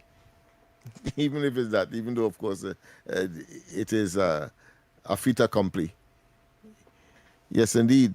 Yeah, so I say is that there's a pattern of behavior, Andy, that we were concerned about whilst the PNM was in government, and now we are seeing the repercussions of it, and we are yet to get the rationale for making such a obviously bad investment. How could you, in such a profligate manner and bold-facedly, use taxpayers' money in that way and believe that you can find justification in such a way so as to cause people to consider you to again manage the affairs of this country? That must never be. Never be. Nice. Cannot. Dr. Munilal had revealed, I wonder if I have enough time, it's 1 minute too. No, but we want to go back on this. So this will show the wastage of money when it coming to the former government, and why it is they spend almost $1 trillion and it have nothing, absolutely nothing to show. And yet still when the new government got into government, all government institutions owing, and the ministries was left indebted and broken. Nothing. Munilal reveals lawyers' total fees mismanagement paid for energy briefs. Dr. Rudal Munilal, energy minister, revealed lawyers' fees that was paid for energy briefs. Imagine energy is something that is make money, and then pay lawyers big money, big briefs. Aye, boy. Yeah, but I mean, the classic case is the same Vincent Nelson in another iteration, in another dispensation. He was called upon, and the Privy Council says, listen, how you could give us a one paragraph saying that take out that matter that the previous meaning the UNC administration took to court are talking about the later chairman of Petrotrin in court. Why would you do that? Having regard to the amount of money. But let's go for the break, and when we come back, more. Yes, it's news time.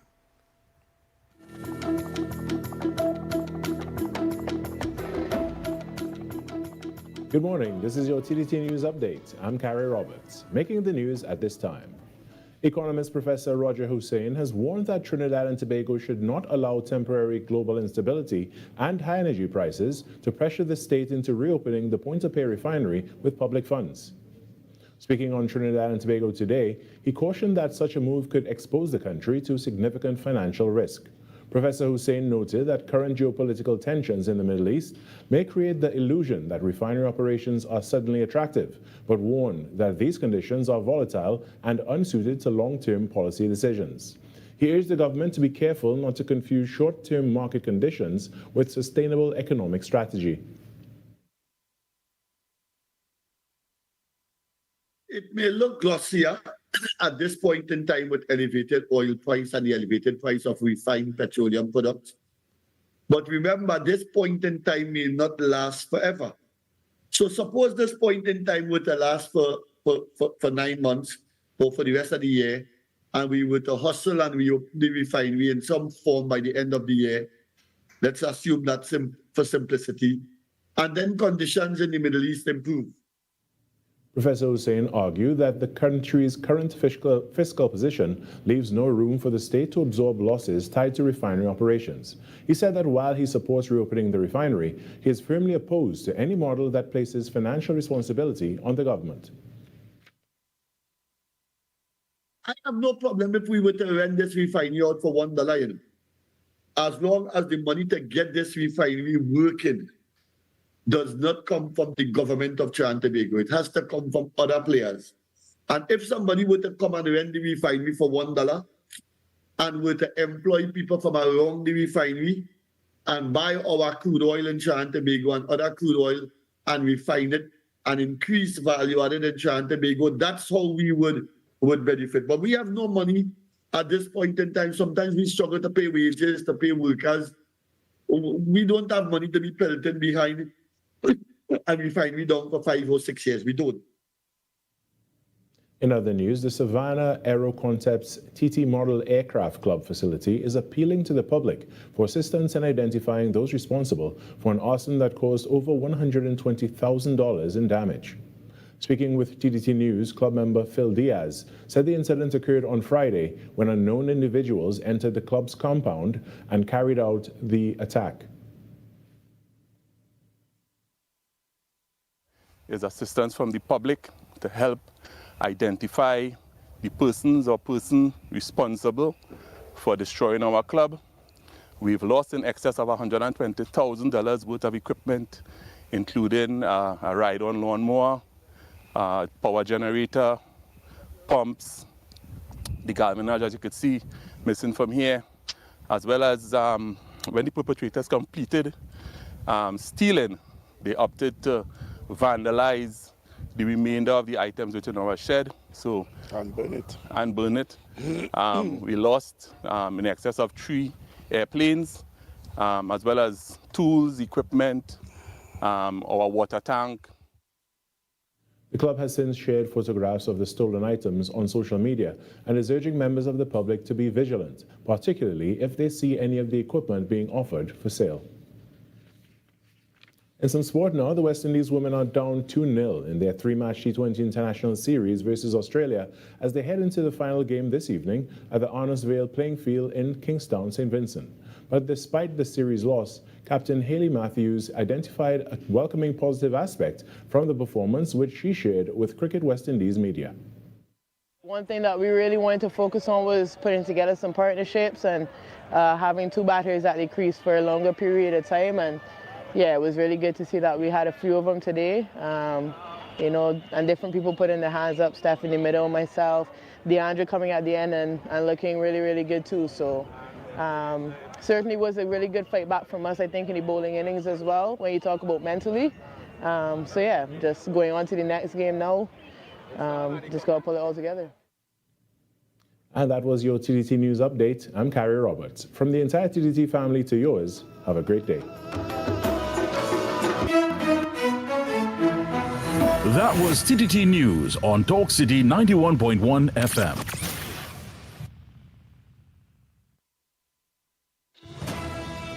Government has officially granted a lease for lands in Chaguanas, bringing closure to a matter that remained unresolved for over 2 decades. Minister of Land and Legal Affairs and Minister in the Ministry of Agriculture and Fisheries, the Honorable Saddam Hussein, confirmed that Cabinet approved the lease on February 26, 2026. This lease was granted to the Anjuman Sunatul Jama Association, which is known as ASJA. This lease is for a period of 199 years for the purposes of a Muslim cemetery. Minister Hussein explained that while earlier initiatives included ceremonial activity at the site, the absence of legal title meant that no burials or construction could proceed. Upon assuming office as the Minister of Land and Legal Affairs, this matter was brought to my attention, and immediately the ministry got to work, and we were able to bring this particular long-standing issue to closure. There are development works that will have to be conducted by the ASJA, and the construction of their facilities, they can do so now because they have title. A cabinet minute does not give title. A deed of lease registered, transferring title, gives them that security. And that is what we did as a cabinet. In a separate but related initiative, Minister Hussein also announced that Cabinet has approved $1.3 million in grant funding to 22 Islamic organizations to support Eid al-Fitr's celebrations across Trinidad and Tobago. So with our cabinet, this new UNC cabinet, more groups are benefiting, and we have allocated more monies to these groups. There will be equitable and wider reach of this money so that various jamaats, various associations, various NGOs, various groups throughout the country will be able to host their Eid al-Fitr celebrations so that all can enjoy, and in particular those who may be very needy.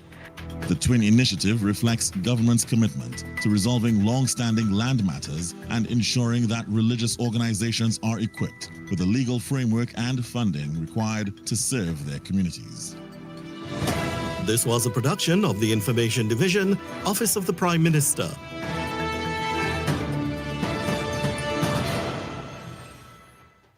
Talk City 91.1. Bigger, bolder, and more powerful than ever before. A brand new era of talk radio is here. This is Destra, and right now you're listening to Talk City 91.1. Keep it locked. The Ground Report with Andy Williams and Lennox Smith.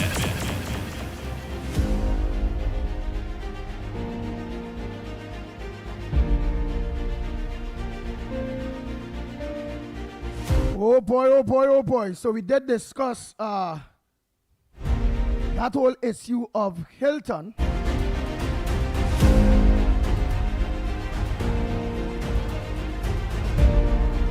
I also see here that the former CPEP board member sued over $1.4 billion pre-election contract extension. Just now, let me just get that. Yes, is that. Our Protection and Enhancement Program Company, CEPEP, Chairman Joel Edwards and 10 former board members are facing a lawsuit over their decision to approve a 3-year extension for contractors just days before last year's general election.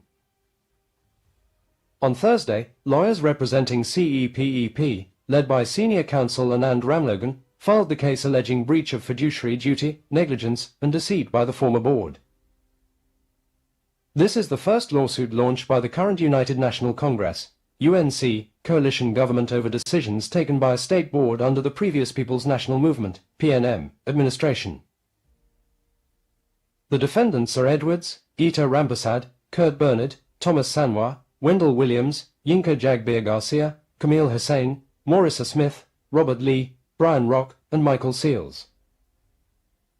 CEPEP is seeking significant compensation, including having Edwards indemnify the company for any liabilities arising from the mass termination of contracts by the current government in June last year.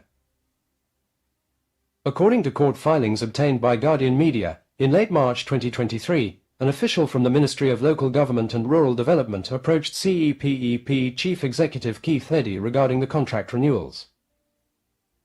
The filing claims Eddy consulted Edwards, who allegedly assured him that Cabinet had approved the renewals. The lawsuit states that Eddy was also contacted by former Minister Faris Al-Rawi, who requested that the renewals proceed but did not provide any written approval. The former board, relying on Edwards' representations, approved the extensions in round-robin vote days before the April 28th election. Seals abstained from approval but did not raise objections. CEPEP alleges Edwards made false representations and used deceit to secure the renewals, which could have resulted in approximately $1.4 billion in expenditure. In each case, Mr. Edwards acted dishonestly, knowing the statements were false or misleading, or at least made them recklessly without genuine belief in their truth, the company's lawyers said. The lawsuit further claims Edwards failed in his duty under the Companies Act by not seeking legal advice or considering the financial implications of the renewals before presenting them for board approval. He failed to ascertain or disclose to Mr. Eddy and the other directors critical financial details including JECTED costs, funding sources, cash flow profiles, and termination exposure, preventing informed judgment, the filings state. Nice. Let me see Lennox Smith. So the government is suing these board members, right, which I want to believe, oh boy, which now, if they lost that case, these board members had to fine $1.4 billion. That a fine damages. Of course, the court will determine that. Yes. Well, this is a very serious precedent being set with board members now. That is a precedent was set for all board of directors that are on state boards. You know? Of course, and that where is if what they is make required bad decisions, they have to pay back with their money. You know. Yeah. Notice the reference we made with respect to Train 1, for example. All what that transpired there is that the chairman there was transferred to as the ambassador to Suriname. Remember that? When, of course, some of them frontally said, listen, I want security to sign on this money that they know would have been unnecessary, and there was a lot of internecine quarreling and recriminations, but the instructions was given from high up, the level of the cabinet. But but that case with that train 1 or 2 is train what one did they pay for? 2? Train 1, yeah, train 1, so, over 200 million. Right, yes. so it couldn't function, it couldn't, yet still they spend money, so they say, to maintain it, to get some kind of advantage, which of course would have come anyway, the advantage that they eventually said that they got from it. All right, so the time passed, so the statute bar passed for that, whereby for the government to be able to sue that board for their role in throwing away 200 and something million? Well, I don't think so, and if it is pretty close, but I would not doubt, having regard to the deafening silence of the present administration and the utterances of the Attorney General, that may be the other, I would not be surprised, the other matter that will find itself in the civil court system. Nice. Did you get that meeting for us with the Honorable Attorney General? Because it has some things that we need to raise. I have pursued it, and I expect that information will be brought will return, where of course we'll set up a date and time. Wow. I will love that to happen, whereby a precedent will be set, where all board members will understand and will have to understand that after they make various decisions, politicians can leave them in the open for they to end up now having to lose their homes, their cars. If they have anything, they could lose it because the money will have to be retrieved from them. Yes, that's right. Wow. Yeah, that's right. Yeah, I mean, this is serious business because the CEO has made it very categorical that he was taking instructions from persons from whom he ought to rightfully given the chain of command to take instructions from, which of course is both the previous minister and that of the chairman of the board, who were intrinsically involved. Of course, the matter is sub judice. We don't want to try it at this stage, only to put in perspective and what is in the public domain to share with the public. Which is Trinidad and Tobago, the former CPEP board members are sued for over $1.4 billion pre-election contract extensions.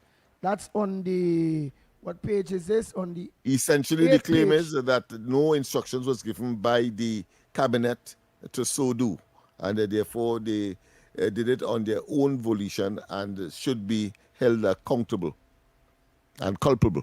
Nice. A Grandi man was gunned down after preventing a fight at a bar. Again, that's why some people does not want to get involved in when fights break out. Let's hear just now. Old Shaquille Aaron Lane, better known as Shaq, who was shot and killed after preventing a fight between two women at Cypress Bar on Eastern Main Road, Sangre Grande, early yesterday morning. Lane, a Wassa construction worker, PH driver and security guard, had gone to the bar around 2:30 a.m. to collect some women he had dropped off at a fete earlier. While there, he saw two females about to fight and intervened. This led to an altercation with a man associated with one of the women. According to an eyewitness, Lane left the bar and was standing outside when the man returned in a 7-seater vehicle with a gun pointed at Lane's head. The man reportedly asked Lane if he knew what this is before opening fire. Lane was shot multiple times, including in the head, and collapsed instantly. When Guardian Media visited Lane's parents at Maharaj Hill, coal mine, Sangre Grande, his distraught mother, Anaki Hussey, could barely speak, saying he will never come home this time. She described her son as straightforward and unwilling to let others take advantage of him, qualities she believes may have contributed to his death. He was always trying to better himself. He was jovial, made the family laugh, well-respected, friendly, and always willing to help, she said. Hussey recalled her son's care for his younger sister. If she didn't arrive on time, he would say, "Mummy, don't worry, I will call her and pick her up." He was never too busy to do something for his family. He was brought up to be kind and loving, and he carried that into adulthood. "I don't know who I will call now." She said she leaves judgment in the hands of God but urged witnesses to come forward to assist the police. She also expressed her belief that reinstating the death penalty might curb the merciless and senseless killings that continue to plague the country. Guardian media observed that tents were being erected at the family home at Maharaj Hill, Coal Mine, Sangre Grande, in preparation for Lane's wake. Wow, boy. So the man just get involved and blot out a head, boy. Somebody driving a seven-seater. It's unfortunate, you know. You think anybody will come forward and let the police? Samaritan. And obviously, if the person who shoot concerns one of the women, meaning people within the vicinity there will know who is the person that shoot the man. So you think anybody will go as a witness or give a statement that they see that individual there is who point the gun and shoot the man? Does it have any camera footages to show that? And would camera footage stand up in the court if it is actually could see the person that pulled the trigger, face, everything? Well, with respect to the latter, there is legislation that is being pursued or contemplated to make, of course, incidents like this captured on camera be part and parcel of the witness or the evidence for matters such as this. With respect, of course, to persons coming forward, having regard to the phobia and the fear of people with respect to getting involved at all, I am not optimistic that that will happen.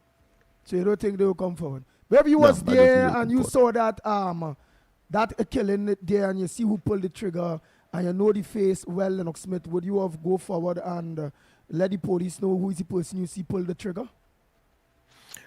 I may not have gone, but if I am approached, well, you know, that's a different story.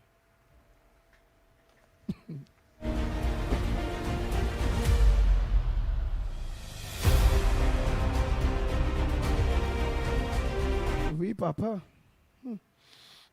Yeah, that's how it is. So that is why I have always regurgitated very fervently and solidly that the police and the law enforcement agencies asking for public cooperation. I think they have themselves to blame in major, not in total, but in major, as to why people have that skepticism, as to why they will not come forward to give evidence, even if they see, even if they know. And that is something we have to grapple with and give people the confidence from the police side, because we look at the whole question of police association with the elements that may be part of the perpetration. And then, of course, we look at the inability to secure conviction. And then we have a very poor record of witness protection. All of those combined tells you, well, listen, it does not pay to be civic minded. Boy. Boy. Yeah. Snipes, if you was there and you was approached or whatever, would you have let the police know, well, who you see come out the 7-seater and you know who pulled the trigger? Would you have be a good Samaritan, be a good citizen, and let the police know who you see pull that trigger, Director Snipes? I want to refrain from answering that question. But you could take that as a no. I want to refrain from answering that question in this society. Yeah, I mean, I explained it, of course, and he succinctly said, well, you know, he preferred to refrain. And to me, that suggests he is in concurrence with the analysis that I would have given earlier. Boy. So that's supposed to show everyone in Trinidad and Tobago. Let me say a But I pleasant can good ask morning. you the same question, Andy, before you go further. No, what you would have done? Wait, let me organize here because it have people on the lines that I had to take some callers here. People calling, man. People, you have people on the line now. But go ahead. Bring them forward. We accept that. Morning, caller. Where are you calling from? What's your contribution on the ground report this morning? Good morning to the Migration Tree. You know I call him from Grandy Andy. Yeah. Two things I want to think what you're debating there. The first thing is the Hilton Hotel. The Hilton Hotel, now you have to remember, is owned by the Trinidad and Tobago government. They're just using the brand Hilton, right? And because it's an American brand or American company, we have to pay them in US currency. If it was Ghanaians running it, we'd be making a lot of money because the Ghanaians money is much to ours. So because now we have to pay them. Wait. We have to pay, so the $600 alleged $100 million US dollars that Dr. Rowley talked about is to give to Hilton self, or that would have been the cost to refurbish or uplift the Hilton. What it was? Yeah. Because you're talking about we had to pay the brand. Is to uplift the Hilton because remember the hotel. Right, but by Hilton self, but by Hilton self, because you said the US or by Trinidad and Tobago locals. Well, you see now, the money had to go to the people who run in the hotel, right? So it will go in US currency, but that is to the upgrade of the Hilton, which have to be done within a 3 years period. All right, but the people who run in the hotel are Trinidad and Tobago, the government of Trinidad and Tobago. So why we have to pay that? Why we are? You see, I'm well confused. I wonder if Lennox Smith understands. Just now, before you go further, I'm not trying to shift your trend of thought, but it's two things we are talking about here. The cost of using the brand is one. So, but here we are talking about the upgrading. The cost of using the brand would have taken care of itself. That is separate and apart. No, I ain't talking about that again. I'm talking about the upgrading. Yeah, okay, good. Yeah, it's the upgrading I'm talking about. Right, we're supposed to upgrade the hotel every 3 years. Right, but because the cost in using the brand could never be $600 million US dollars. No. I ain't talking about the brand. Right. I just say that the hotel is ours. Right. But the brand running it is in America, that the Hilton. Right? So we the government now have to upgrade the hotel, not the brand. You understand? Because our hotel. All right. And why that? But with, of course, Hilton, wherever the headquarters is, recommendation, because they're the ones who will determine whether or not you qualify to carry our brand, and therefore you have to, just as how Sandals was negotiating. Yeah. So go ahead. Yes. All right. So we have to. So they will bring in their own people, boys. Right, they will bring in the American people. Oh, those bringing their own people. So that's why they're paying that. Yes. $600 million US.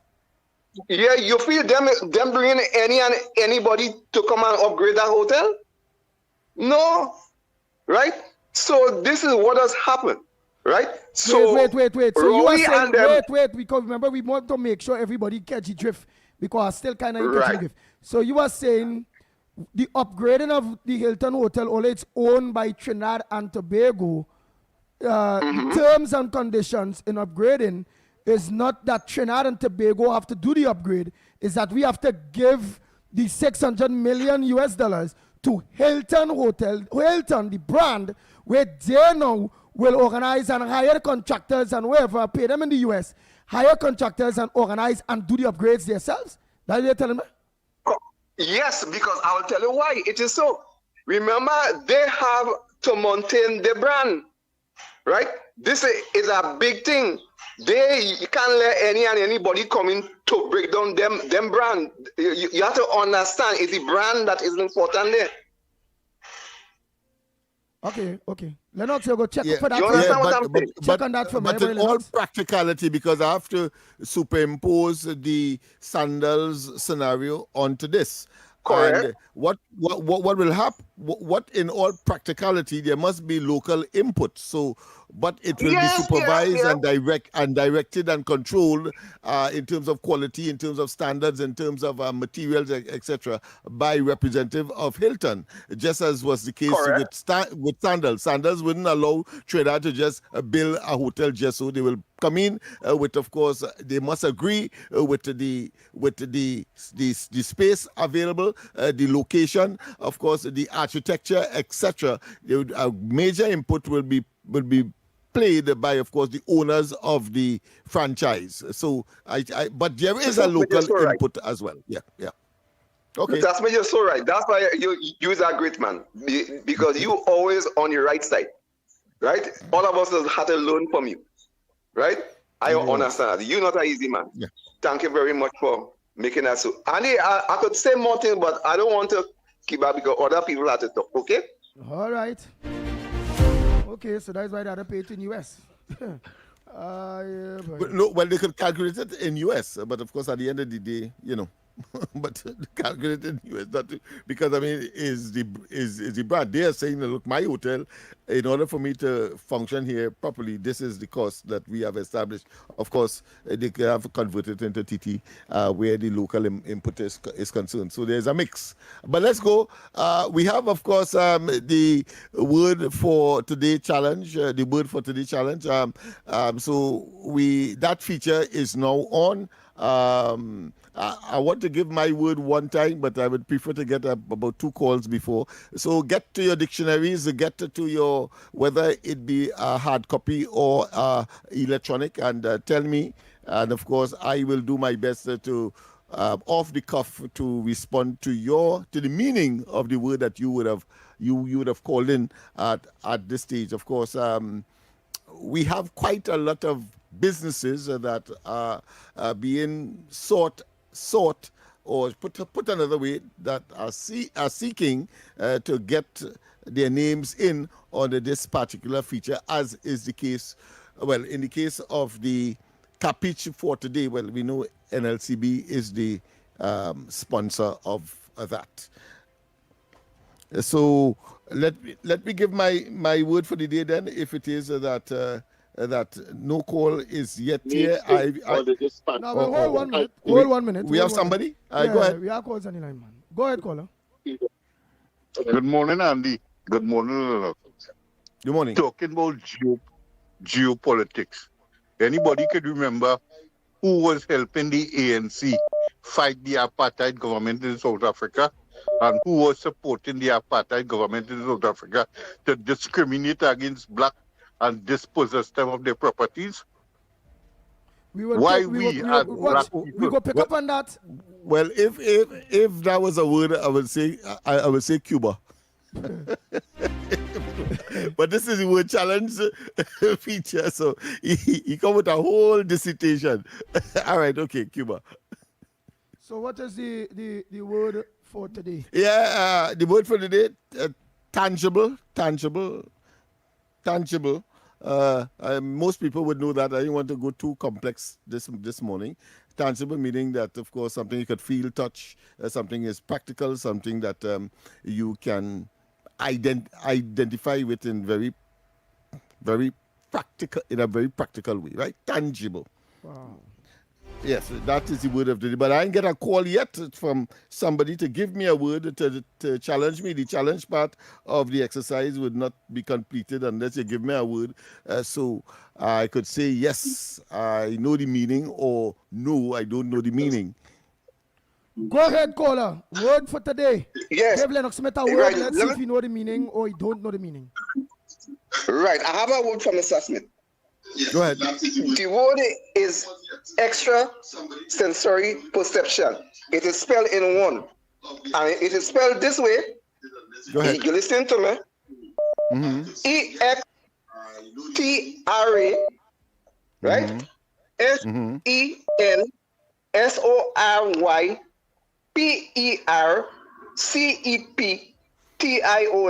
ESP. But it is spelled in one. So I want to know what is the meaning of that word. Yeah, extrasensory perception, meaning that you have senses beyond your 5 senses, right? So things that you may just out of the blues, you may have some kind of vision, some kind of notion. So extrasensory perception. So you have that kind of perception. That is what my interpretation of that word is. All right, let's get next caller. Morning, caller. Morning. Yes, what's the word for today that you will ask Lennox? Let's see if he knows the meaning. Despicable. Despicable. Does Lennox recognize that word despicable? Because he pronounces it despicable. All right, I like you. You remember the man? You remember me of the man who said that I pronounced a word some time ago, and then of course using the local dialect to express it. So I had cause to tell him that if you go to Jamaica and you tell them that the word is not boy, is boy, and see if they run you out of Jamaica. So you have to be able to apply the dialect, you see.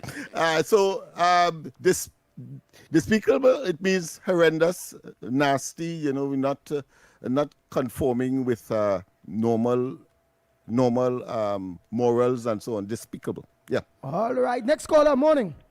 Hello. A pleasant good morning, Andy. Hi, good morning to you, Miss Anne Brown here. Mr. Lennox, Director Snipe. Good morning. Mr. Lennox, when you were speaking on the topic of oil, the word you were trying to remember is the Strait of Hormuz.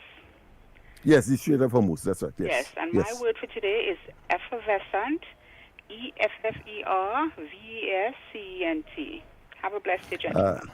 Yes, of course, the meaning of that, I normally will call Andy that. It means sparkling, very bubbling. Like when you open a soft drink and the fizz come out. Effervescence. Yes, dynamic. Yes. Some people are amazed, but I think I have a knack for that. So you would, I suppose people. And I want, very important. I want the school, the children, whether you at university, whether you're at secondary or primary, to take note and please call in and. It's a good exercise. Have your dictionary close by, whether it be a hard copy, as I said, or an electronic one, and let's do the test, because the more expansive your vocabulary is you are able to express yourself even better. And Go ahead, more caller. perfect. Yes. Last one. Morning, Lennox. Morning, Andy. What's the word? Good morning. My word is controversial. Aha. Go ahead, Lennox. You'll call back controversial after this. Well, of course, questioning things that you would think you take for granted, but certainly it does not conform to what is expected, and therefore it becomes controversial. And that's essentially what that is. But we always see him as controversial as well, because he never conforms to what is expected, and therefore the what one expects is not what you will get or what you understand, and therefore it becomes a controversial issue. That's something like Dr. Rowley. Nice. I hope you write down those words and them and have them. All what it is the people said, make sure you have them down, so we'll have an idea of every day what was the words that was asked upon you, and what was the word you give for the day. Okay, so Trinidad Tobago. So the word for me is tangible. Tangible. Tangible, meaning that put your hands on. All right. Tangible. Yes. So we have come to the end of that feature. Yes. Okay. And we go for a quick break and come back. When we come back, more right here on the Ground Report. We'll be back.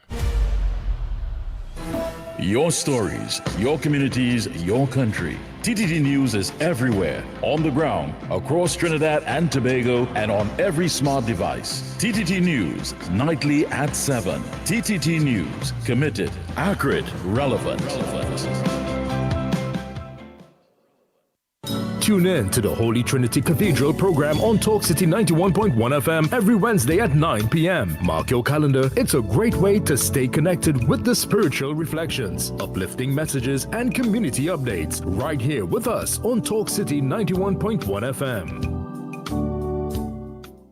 This isn't just radio. This is your voice, your city, your platform. Who else? Talk City 91.1, where the conversation begins. This is Destra. Right now you're listening to Talk City 91.1. Keep it loud. Bang, bang, bang. Bang, bang, bang, bang, bang, bang.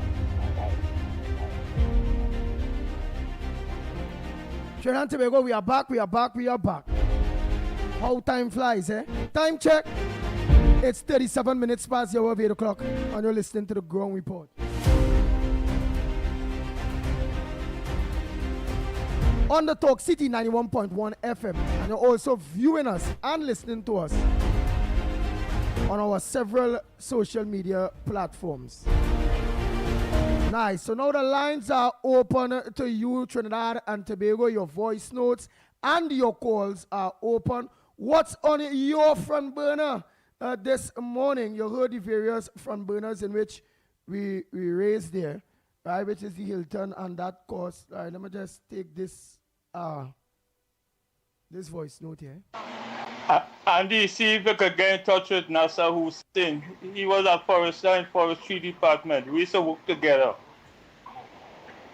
And let him know what's going on with that piece of estate. That is part of the Komoto Savannah. That is that ecosystem piece of land here.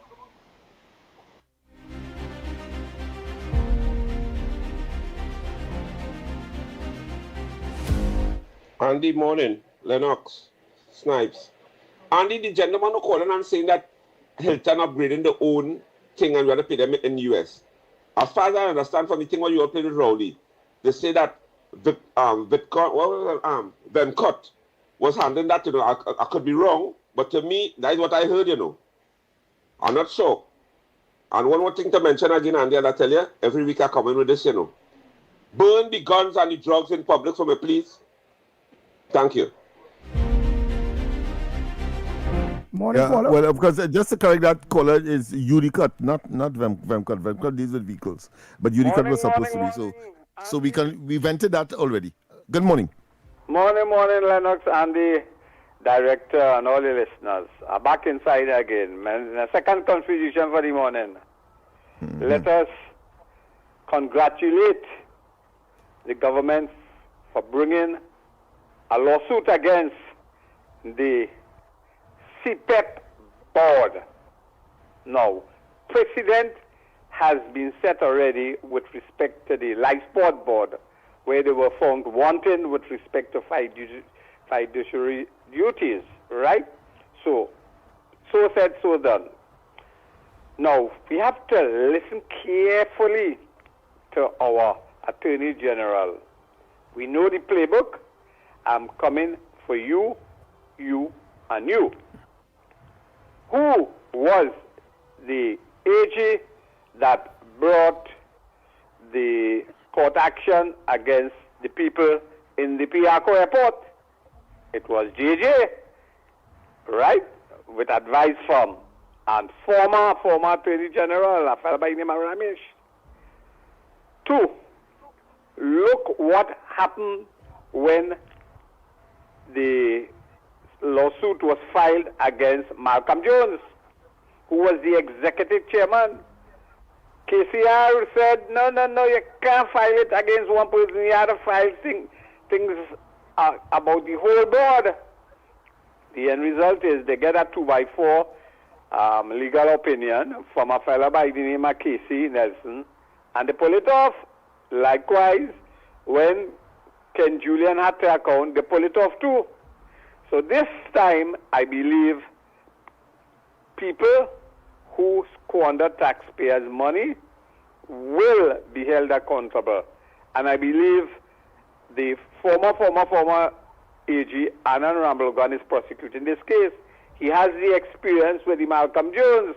He has the appearance of what loophole the PNM could try. So I have total confidence that the man who say we know the playbook, the man who has the experience, the current AG, and are coming for you, those former board chairmen, including a police officer who was head of the 2nd Division, they are policing, all of them jumping up and going, have a nice morning.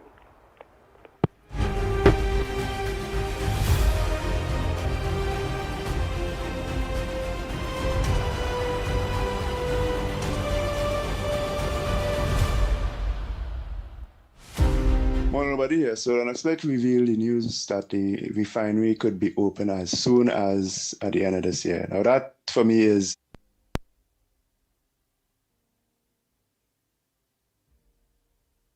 a real stretch, but if it's true, that is excellent, because what is happening in the world today, Trinidad and Tobago is about to be at the core of the oil and gas industry in this part of the world, because we are the most capable and developed downstream industry in the petrochemical world in this part of the world. Venezuela had been ignored by its rulers, the Chinese and the Russians, for over 20 years, right? Our refining capacity as Trinidad, although the refinery is closed, 175,000 barrels a day, is close to what Venezuela can do, which is less than 300 per day, right? As strange as that sounds. So our refinery can serve massively, and in fact, I think we need another one, all right? So getting that refinery going really quickly, getting our downstream industry going really quickly will encourage more and more petrochemical companies to come back as well as new ones to come. And for industries that need high energy, like steel, and guess what? An iron mill is already announced to be built for over $4 billion US, 2,000 jobs and so on. So it's going in the right direction. And the best thing the government can do to keep that train chugging is to get that refinery open, and they've done it. Now, I don't know how they've done it. I don't know who will be owning it. It doesn't really matter at this point. We need to get our industry going so that it will encourage and attract more industry in petrochemical world, because we are sitting next to the largest oil and gas reserve proven in Venezuela and the fastest growing one in Guyana. And neither has the downstream industry we have. So it's really very simple. And I mean, it would be really wishful thinking to see that happen before the year ends. And I'm hoping that it does. And all of this demonstrates that we chose the right side in the global conflict around Venezuela, and indeed the rest of it. What is happening in the world now is a correction that is decades overdue. All right? I'll do a next one on that maybe sometime. But just to tickle the bus man a little bit. As well as the people who call themselves influencers, right? Our politics seems to be all about financiers, influencers, and activists. No citizens, it seems like, have a say. Anyhow, for all who are griping about this and that and the other, not getting this and that and the other, this government is actually in real force, in real existence, about 5 months, maybe 6, because our government is not a government without a budget. And I think the former regime deliberately had an election 6 months away from a budget so that you will have the kind of chaos that this government will have to deal with. They would have to continue with the old budget. Until you write a new budget, you're not really a government, you're just a caretaker. And yet still within 6 months, look at what we have accomplished. We could potentially have our refinery back open by the end of the year, and the gold rush begins. That is so true. Let me take this one here again. Incidentally, next month, is the actual anniversary, 28th of April. Go ahead, caller. First year. Morning. Yeah, go ahead, caller. Yeah, Andy, the discussion with the lady will send you the message concerning the land in San Grande there by Damry Hill. That piece of land is an eco-tourism thing. People are supposed to go in there to cut down no land without the permission of Forestry Division. If you could get in touch with Nasser Hussein, he could give a hearing on that, because he was a forester in Forestry Department. We should work together. All right. Yeah. All right. Yeah, get in touch with Nasser. All right.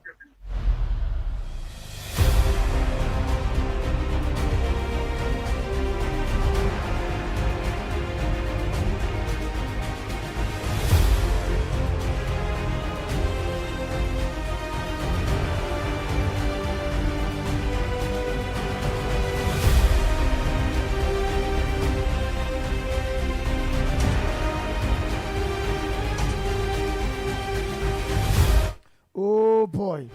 Because what it is? Well, I suppose what the caller is attempting to say that is a reserve, and protected, and therefore nobody should enter for development or other purposes. So that what you mean by eco-terrorism? Okay, and it's actually seen people. It's his words, but I just want to make sure that we get it clear that it is about a reserve declared, and therefore it should not be pursued in any way for development, for human development purposes. All right, we go for a quick break and come back, Trinidad and Tobago, and we come back more right here on the Ground Report. We'll be back. More news, more access, more ways to stay informed. TTT News covers the stories that matter on air and online. Join us nightly at 7. TTT News, committed, accurate, relevant. Inspired by actual events. My daughters used to think our family was bigger, all because my bill was late. Meet Johnny. When his electricity bill didn't arrive on schedule, life for him involved a lot of searching. Bill? Anybody see my bill? Hello? Bill? Luckily, Johnny's older daughter helped him take charge of his life by signing him up for TNTech's free online e-bill service. I'm not computer savvy yet, but this online thing, real easy. In less than 10 minutes we finish. Now, I get my bill on time, every time. Hey, I might be old school, but I'm feeling light years ahead. And now, my daughters no longer think they have a missing brother named Bill. Thanks, TNTech. Visit ttec.co.tt to sign up for e-billing today. TNTech, the power to make it work. The flagship with Sudath Prasad and Fritz Heavy Samuel.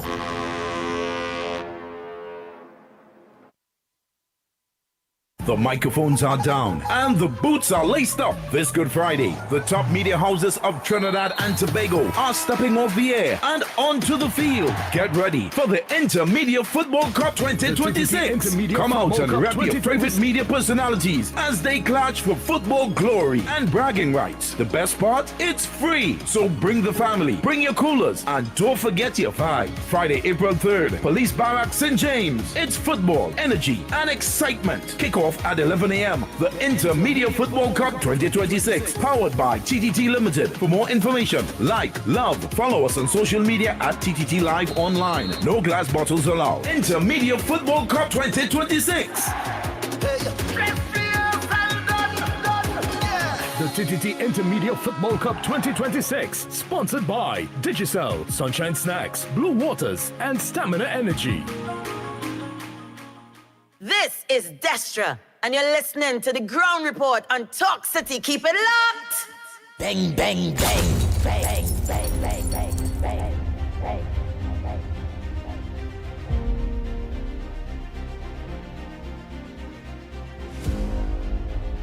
Andy, good morning to you, Lennox, Mikey, Nigel, and to everybody out there. You know, I don't know how people could be so dishonest and disingenuous, you know. Busman so loved Julian John. He wanted Julian John to take over everything. But yet still, he has not acknowledged or recognized how much work Julian John has done as yet as the Minister of Works. Julie John told us how many potholes and everything that she has patched. And this man coming to say that this government is there a year. Not a year yet, you know, but a year. And they have not done anything in the country. That man is so dishonest. And are we paying property tax?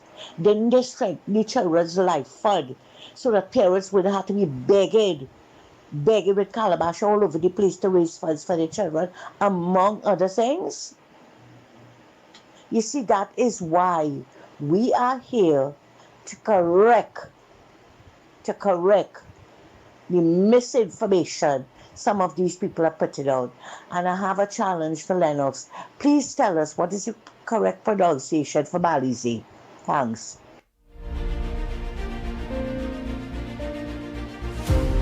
What is the correct pronunciation for Balize, Lennox, man?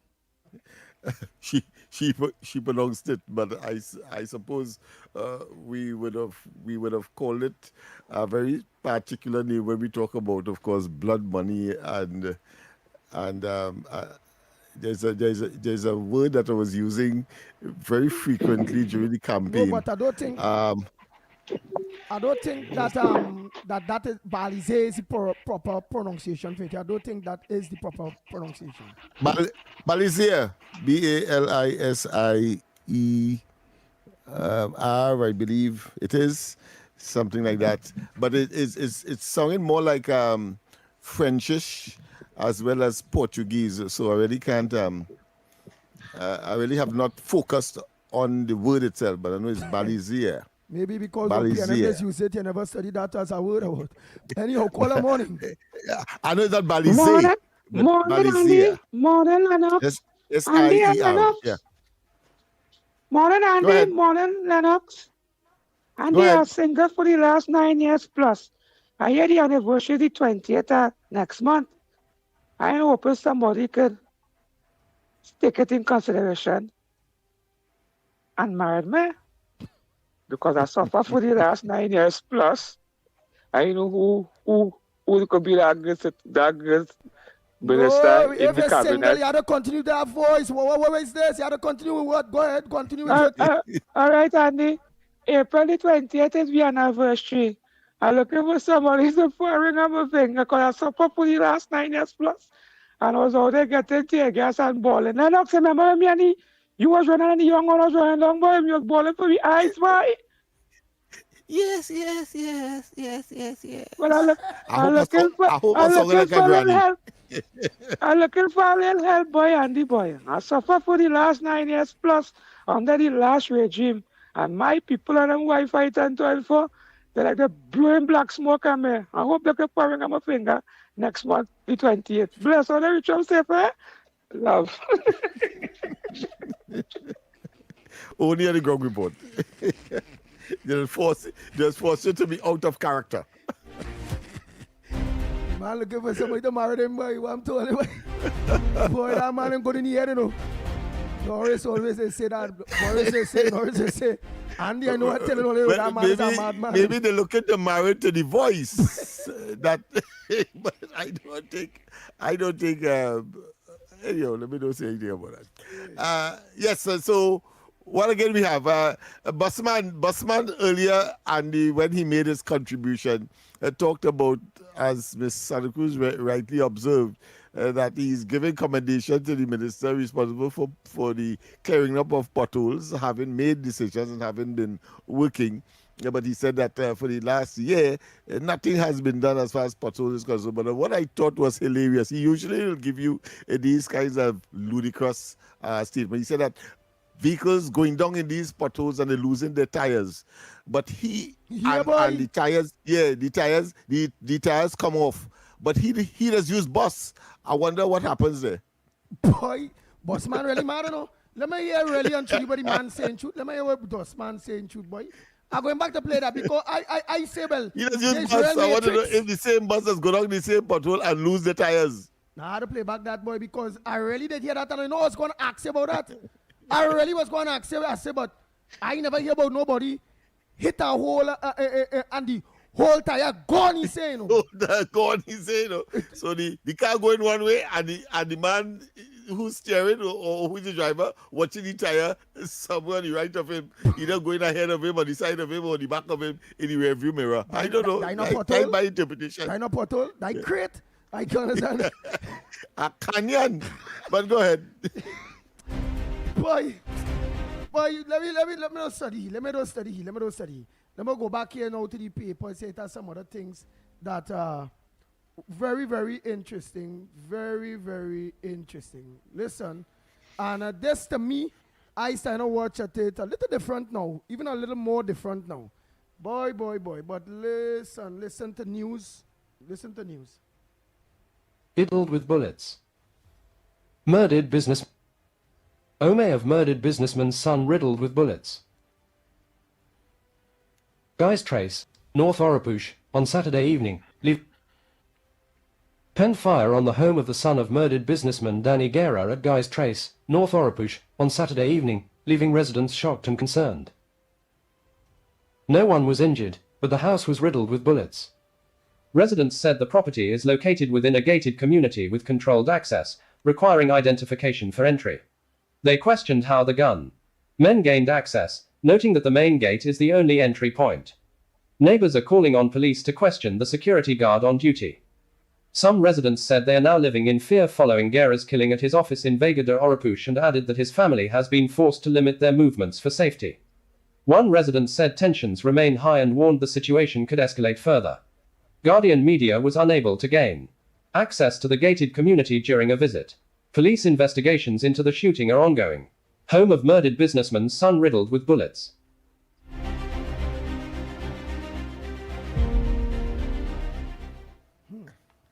That is a controversial one, and in terms of, all right, it's a gated community first and foremost, so therefore access clearly must be a matter of deep concern for not just the victims, meaning the son of the deceased, but certainly all the neighbors and those who are there. So I agree.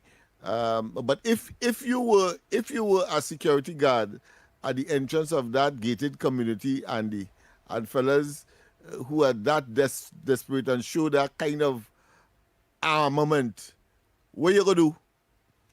No, well, will they show that before the guard let them enter? Well, because I doubt they will do that. I have to assume that is a scenario. No, well, I doubt that because here, why again?